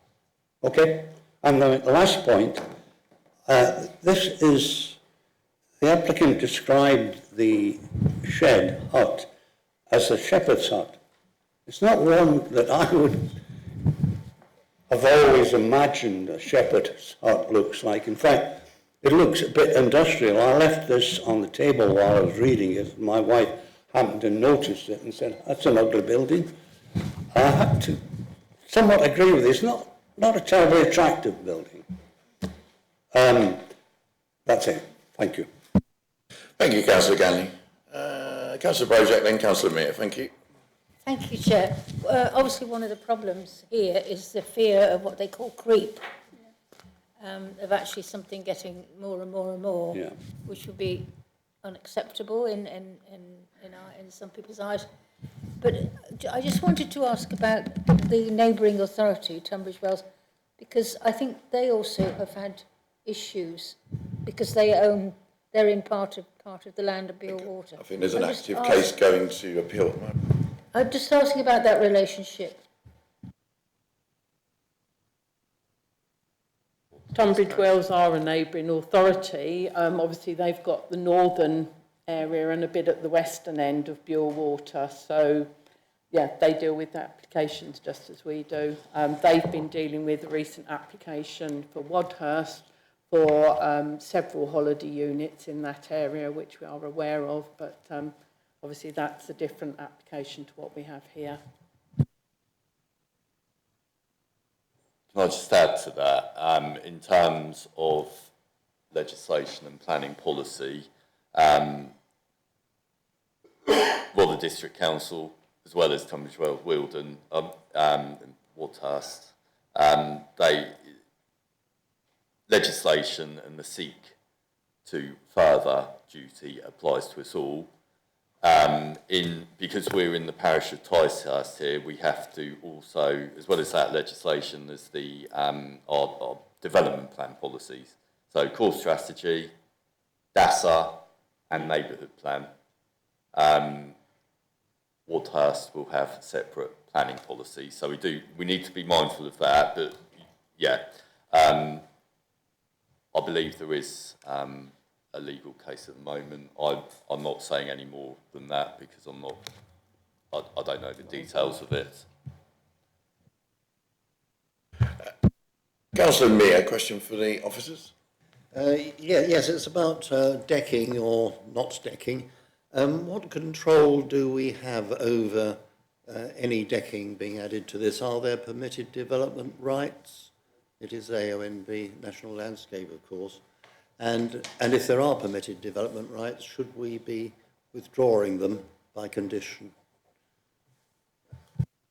No, they wouldn't benefit from permitted development rights. This isn't a residential property, it's a commercial venture, and they wouldn't have permitted development rights to do any decking unless it's part of the application. Thank you. Any further questions for the officers? No, on to the debate. So who would like to kick us off? I thought the visit was very helpful on Tuesday. I'll just say from the chair's perspective. It was very helpful to visit the site and to see where you are and how close you are to everything, and it puts everything in perspective. Councillor Brozier. It feels like a tilted balance question, doesn't it, this one? The thing that I would like to say is about the Ticehurst neighbourhood plan. I put huge weight on neighbourhood plans. They are material consideration. I always think they should be reported before our local plan, before the NPPF, because the process which the neighbourhood plan has gone through is lengthy. Exhausting. And I mean, if it's anything like the Rubbersbridge one, it takes a long time and it involves a huge amount of people. And it goes out to consultation. In other words, the local community have agreed to it. And in their neighbourhood plan, and this was, I think the question has been answered, in their neighbourhood plan, as mentioned by Tony Lloyd, is that, here it is, in Bure Water, Ticehurst neighbourhood plan emphasises that the shoreline of Bure Water should be protected from permanent development. Now, they could argue this is not permanent. Permanent development, in particular, the area adjacent to the, it's tiny, outside the Bure Water boundary fence. So that question has been answered because it actually breaks that rule. It does break that rule. And so, sorry? Well, it's not permanent. But it's not permanent, no, but it's got some permanent structures underneath it. And so from that, in that point of view, my tendency is that this should be refused on that basis. Thank you, Councillor Project. I'm just going to allow Sarah Shepherd to come in and comment on the neighbourhood plan and the current position. Right, if I could just reiterate, please. You've got policy R1 of the neighbourhood plan, which is not standard, but it's a policy that seeks to conserve and enhance the area of outstanding natural beauty or national landscape as we now know it, and that references back to policy EN1 of the core strategy, and also references proposals not to have an unacceptable adverse visual impact on the landscape setting of the villages or key landmarks. In terms of policy R2, that policy is titled Maintain Green Gaps Between Settlements. The policy wording actually states development within the area shown as the Ticehurst to Flimwell Green Gap in map 9 will be carefully controlled and only be allowed where the development is unobtrusive and does not detract from the openness of the area. That is the end of the policy. All the references to Buell Water and its shoreline are in the accompanying text. They are not actually specified in the policy. So if you want to use that policy, you need to be quite careful in terms of the policy itself actually refers to maintaining the green gap. It doesn't actually say no development on Buell Water. Obviously, the background text in the neighbourhood plan does talk about largest green space in the parish is Buell Water and its surrounding land and then being of major importance. It has protection under Rother District Council Policy RA2. Nevertheless, the neighbourhood plan emphasises that the shoreline of Buell Water should be protected from permanent development, in particular the area adjacent to but outside the Buell Water boundary fence. As you saw on Tuesday at the site visit, you could not see Buell Water itself from the site. There was the intervening field, the intervening tree line that went round there. Those of us that walked out into the field still couldn't see the waters itself. In terms of looking at policy RA2, which is the general strategy for the countryside that's set out within the core strategy, you've got various elements, there's 8 in all. They talk about limiting new development which supports local agricultural, economic or tourism needs and maintains or improves the rural character, supporting rural employment opportunities in keeping with rural character and compatible with maintaining farming capacity.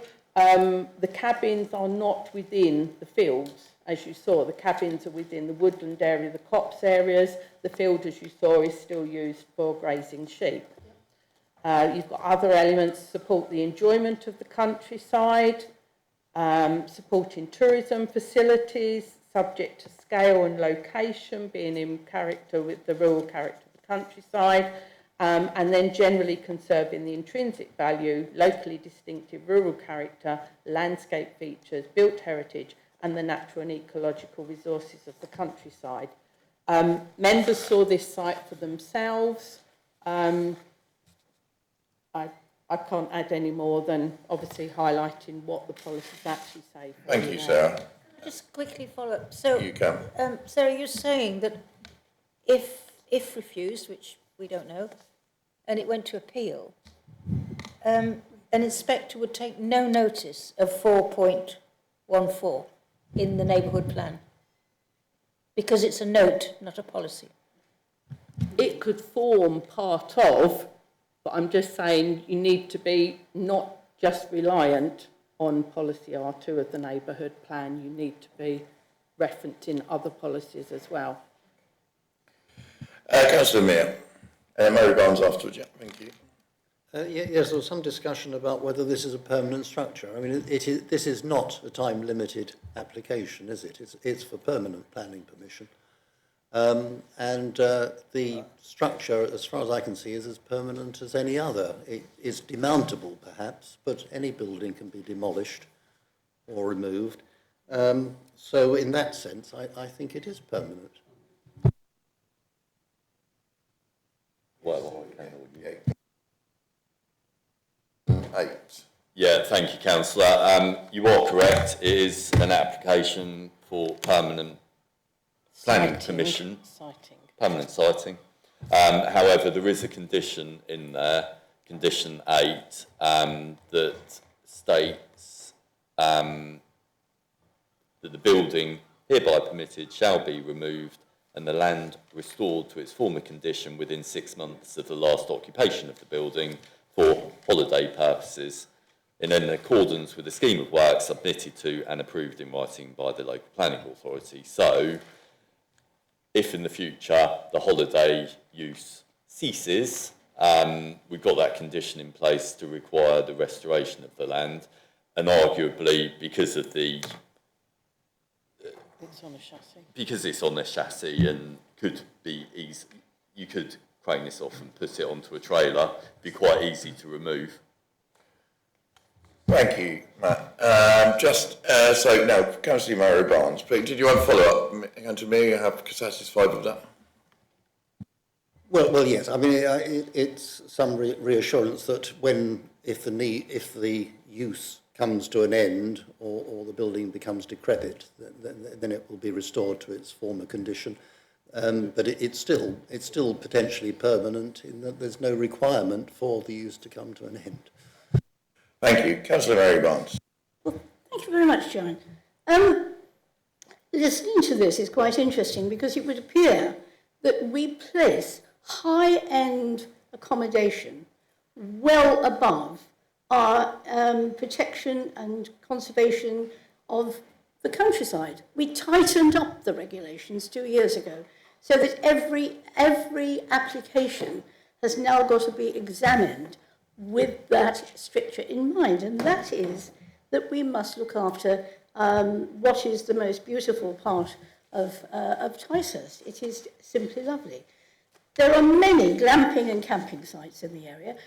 Whoever said the word, we were short of camping, it may have been the accursed 1066, I don't know, but what is quite obvious is that what started off as 3, then became 6, is the ambition of one man to continue a business which is going to be ultimately to the destruction, I think, and I'm being very careful about this, of what is actually one of our most natural assets, which is Buell Water.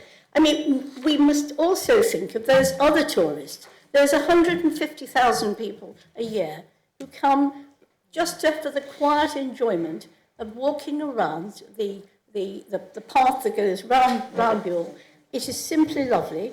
And in the winter, those units are going to be able to be visible. We are talking here about hazel coppicing as being the screening mechanism. Sorry, Mary. Sorry, is there a question coming, or is it? We're not into debate yet. That was all I was wondering. Are we not? No, we Oh, can it just carry on. seems That's to have gone on fine. That's forever. fine. Go on. Carry on. Good. Could you possibly just move it on a bit then, please? Yeah. Any more questions for the officers? No? Okay, debate. Carry on. May I continue my rant? Thank you very much. We are in the business of protecting the national landscape. It is absolutely vital.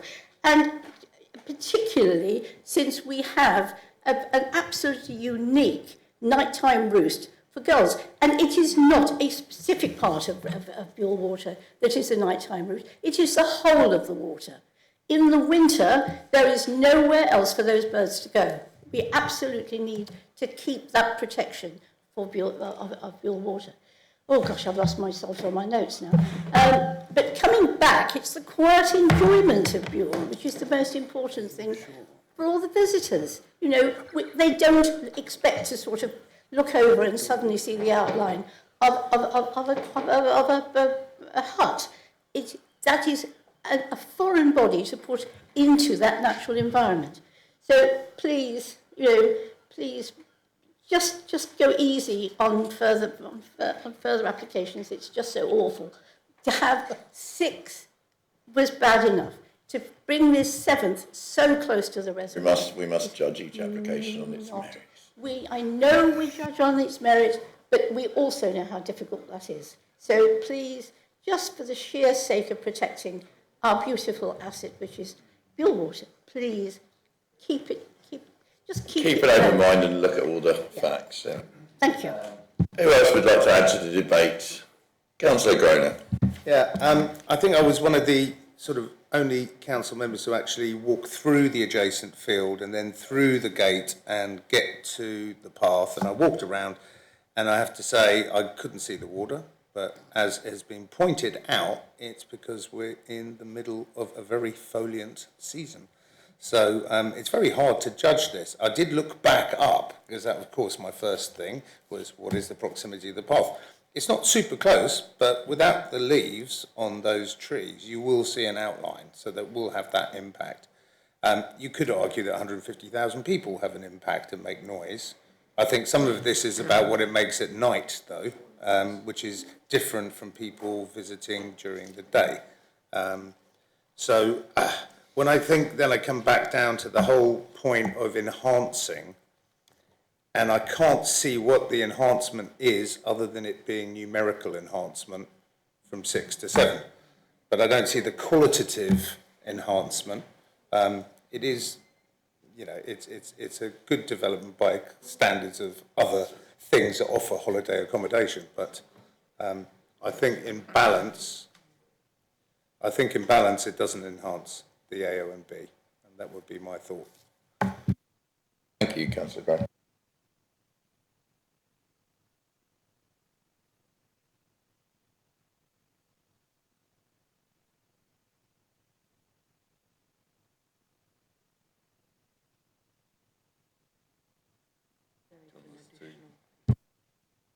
Well, I was speaking about the enhancements. I was asking the officers what are the enhancements to come to it. They said additional planting and different bits, but I was just trying to clarify kind of.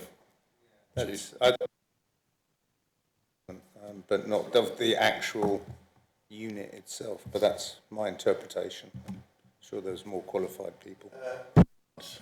Councillor Barnes. Mr. Chairman, I'd like to move refusal. Second for Mary Barnes.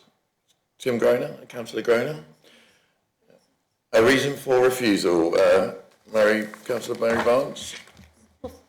First of all, it's the danger to the countryside, but more important, it's overdevelopment.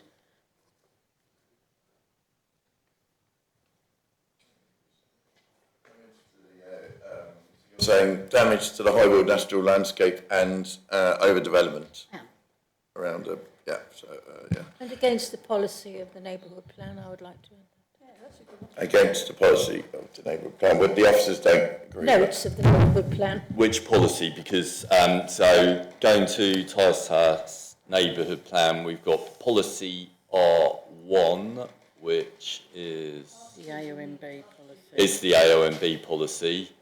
R2 is the Green Gap policy, which makes specific reference between Ticehurst and Flinwell. Doesn't cover yours. Doesn't, so you've only got that supportive text.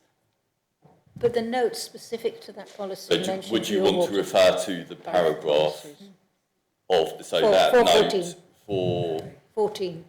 Okay, so R1, policy R1 and paragraph 4.14.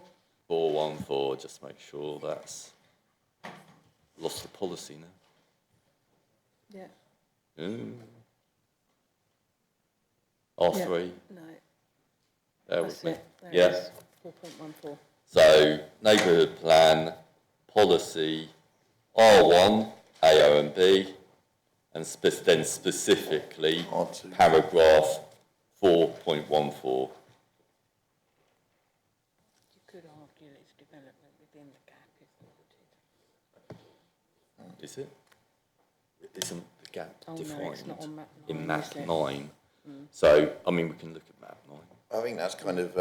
Let me just see. Let me see. I don't see. So, just for everyone's benefit, R2 references map 9. Believe we're outside of the area that I am going to check map 9.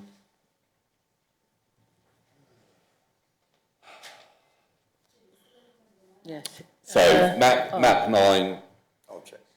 Yeah, no, it's outside of map It 9. is clearly outside of the hatched green gap area. R2 doesn't apply. R2. It's R1. Yeah, but we can refer to R1, AONB. And para I'm not sure about the goals. I can't see that arguing that these goals are in jeopardy if you just have 2 more people. But I would argue about dark skies. I don't know about the girls. Okay. Would 2 more people drive them away? I don't know. Josh doesn't want to do it, so that's fine. We just say clear. I mean, dark skies, we've got policies. So no, but is it not mentioned in conditions? You could. So I'm just saying the windows. We've got. Covered by condition. Well, we perhaps see clarification.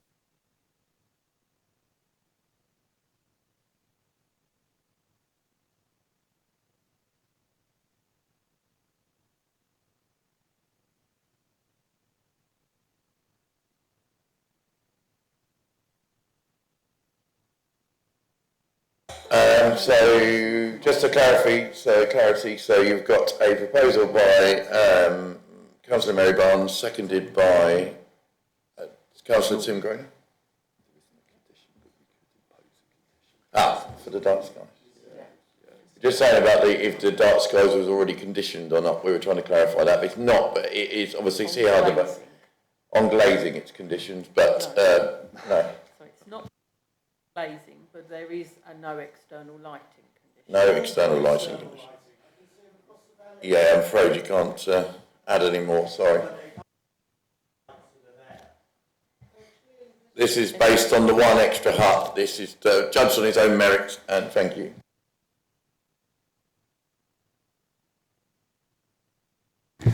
Sorry, Councillor Proshak. Councillor Barnes. Mayor Barnes is proposing. I think we just need to be clear on the reasons. So you've mentioned overdevelopment, adverse impact on the countryside, damage to it, and the High Weald national landscape. We've got core strategy and DASA policies together with neighbourhood plan policies. Dark skies could be in relation to this development. There's a condition that prevents external lighting. We could add one to do with glazing to reduce light spill. The design of the unit has been criticised. Not adhering to the High Weald AONB guide. Bland, but it's still timber and materials. Within the AONB design guide. No, that's for housing. Oh, it only applies for housing. The Crow Act, which is under the Crow Act to conserve and preserve, whatever. Correct. No, you can't add any more, sorry. Councillor Green. It needs to come, sorry, we need to hear from Councillor Barnes as the proposer. So. Are you happy? Sorry.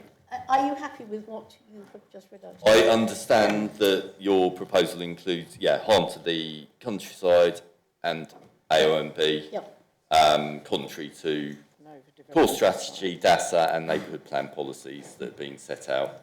Correct? Okay.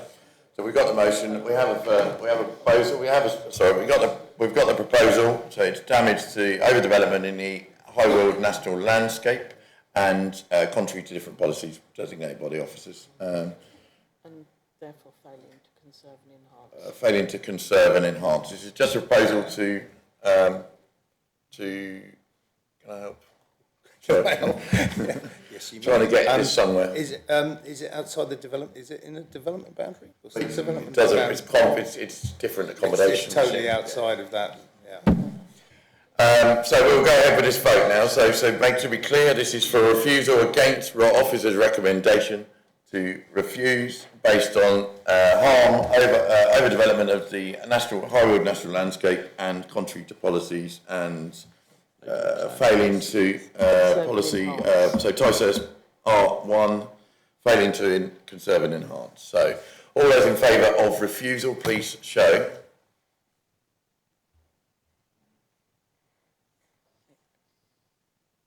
All those against?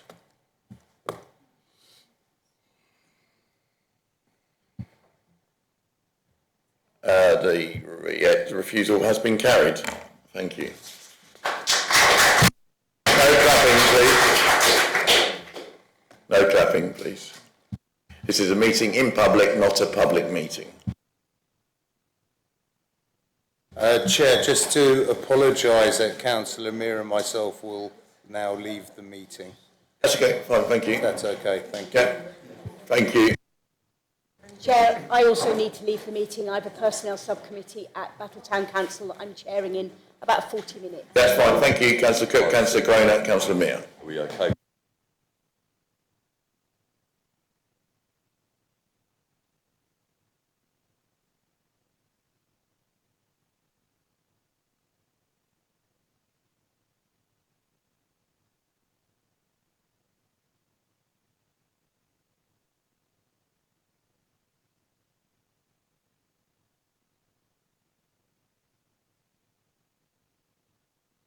Can we have a quick 10 minute comfort break just so we can have a quick coffee, drink? I need a toilet and I'm sweating.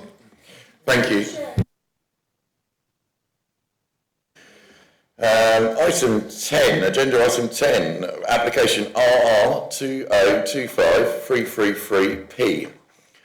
Little Common Recreation Ground, Green Lane, Bexhill. Proposal is the variation of condition 2 and 3 imposed on RR 2015-1229P to allow usage of floodlights in August. So it's a variation of the conditions they've already had.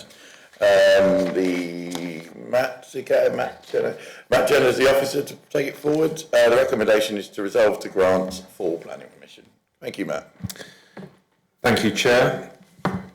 This application relates to the floodlights of Little Common Football Club, members of which use the enclosed football pitch located along the north boundary of the recreation site south of Eastergate in Little Common.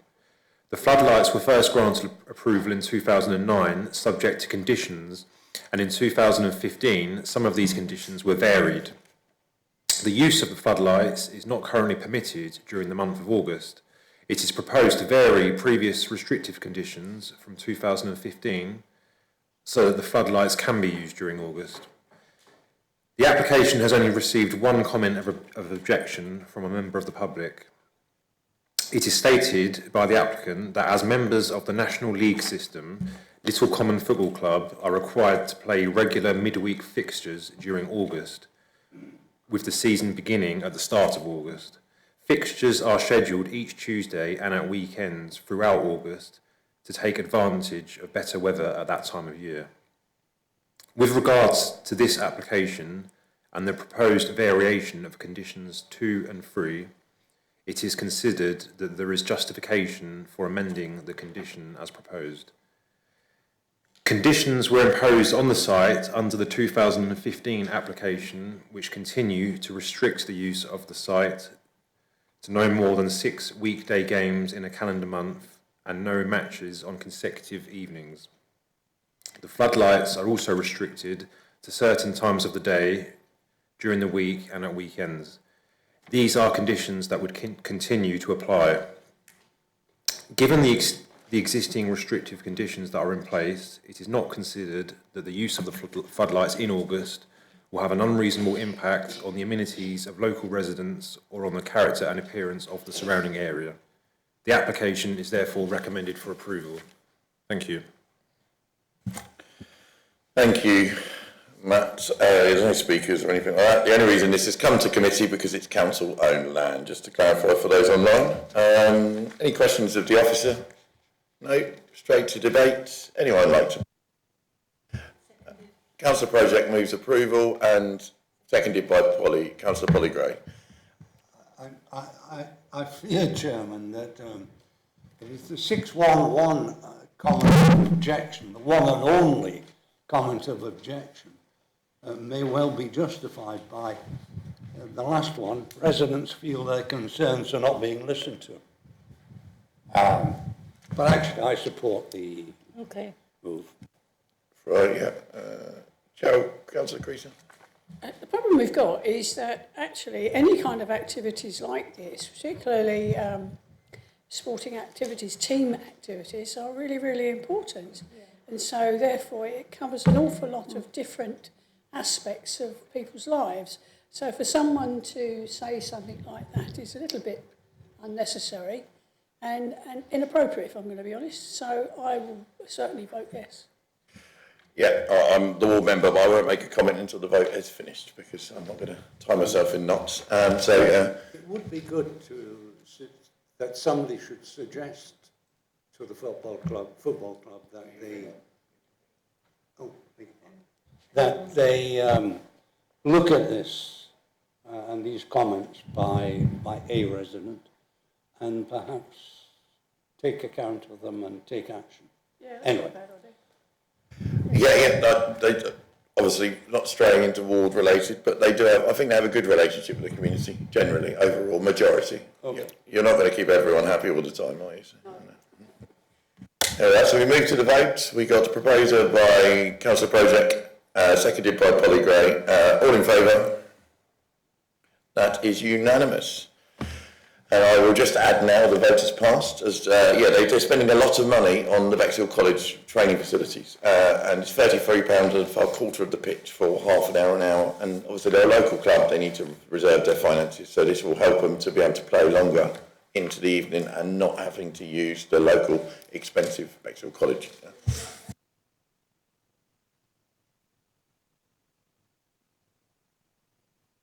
Yeah, that is passed unanimous. Now on to item 11. RR 2025-515P. This is... well, I was going to judicial review this, but no. Application 136 London Road, 2-storey domestic extension, proposed ground floor story, front entrance porch and new vehicular access to parking space for 2 vehicles. Sarah's doing it, and the reason it's come to committee is because the applicant is a member of staff. Thank you. I'll move over to Sarah Shepherd. Thank you, Chair. Members will recall seeing a similar application to this at the end of last year, earlier this year, for the 2-storey extension element to go on the rear of the property. So that element of the scheme remains the same. This proposal primarily incorporates not only the extension, but the proposed parking area to the front there. Members may be aware that this is off the London Road element that is now in effect a cul-de-sac, other than being the bus route, having been the main road having been renewed to the front of it. They go with it's not a bypass, sorry. The other connection into the link road there, with the leisure centre to the north, so you can see the house there. Several other properties within this street scene have already got frontage parking areas, so therefore it would not significantly change the character of the area. Just flick through the extension for you. So the porch on the front, the extension part rear, offset from the adjoining semi-detached property, which, as you know, you've already dealt with. And then this is the layout for the front parking area. 2 spaces, still retains some garden, still retains the hedging to the side boundaries. So in that respect, you're helping to maintain an element of green space, ecology value to the garden area at the front. It is a sloping site, so the parking will need to be cut into the garden with steps up higher to make it more road level, as you can see on that elevation there. But as I say, it's only here because the applicant happens to be a member of staff. We don't have any objections in principle. There are no highway concerns here, and therefore the recommendation is for approval subject to conditions. There's no questions for the officer. Straight to debate. Cheryl Priest, the councillor, please, have got her hand up first this time. I support approval. Thank you. Do we have a seconder? Yeah, absolutely. Polly Gray, thank you. All in favour? Edwin. Unanimous, passed. Thank you very much. Then we go back to the agenda. Where are we? Yeah, just go find the actual paper because it's the next planning date. I've got a bloody... Where is it? There we are, sorry. So, item 12, to note the date of your time of the future inspections, Tuesday 22nd of July 2025 and 9:30, and then the planning committee on Thursday 24th. Thank you very much everyone today. Thank you to the officers, legal and everyone else. Thank you. Thank you very much. Well done, Jimmy. Thank you.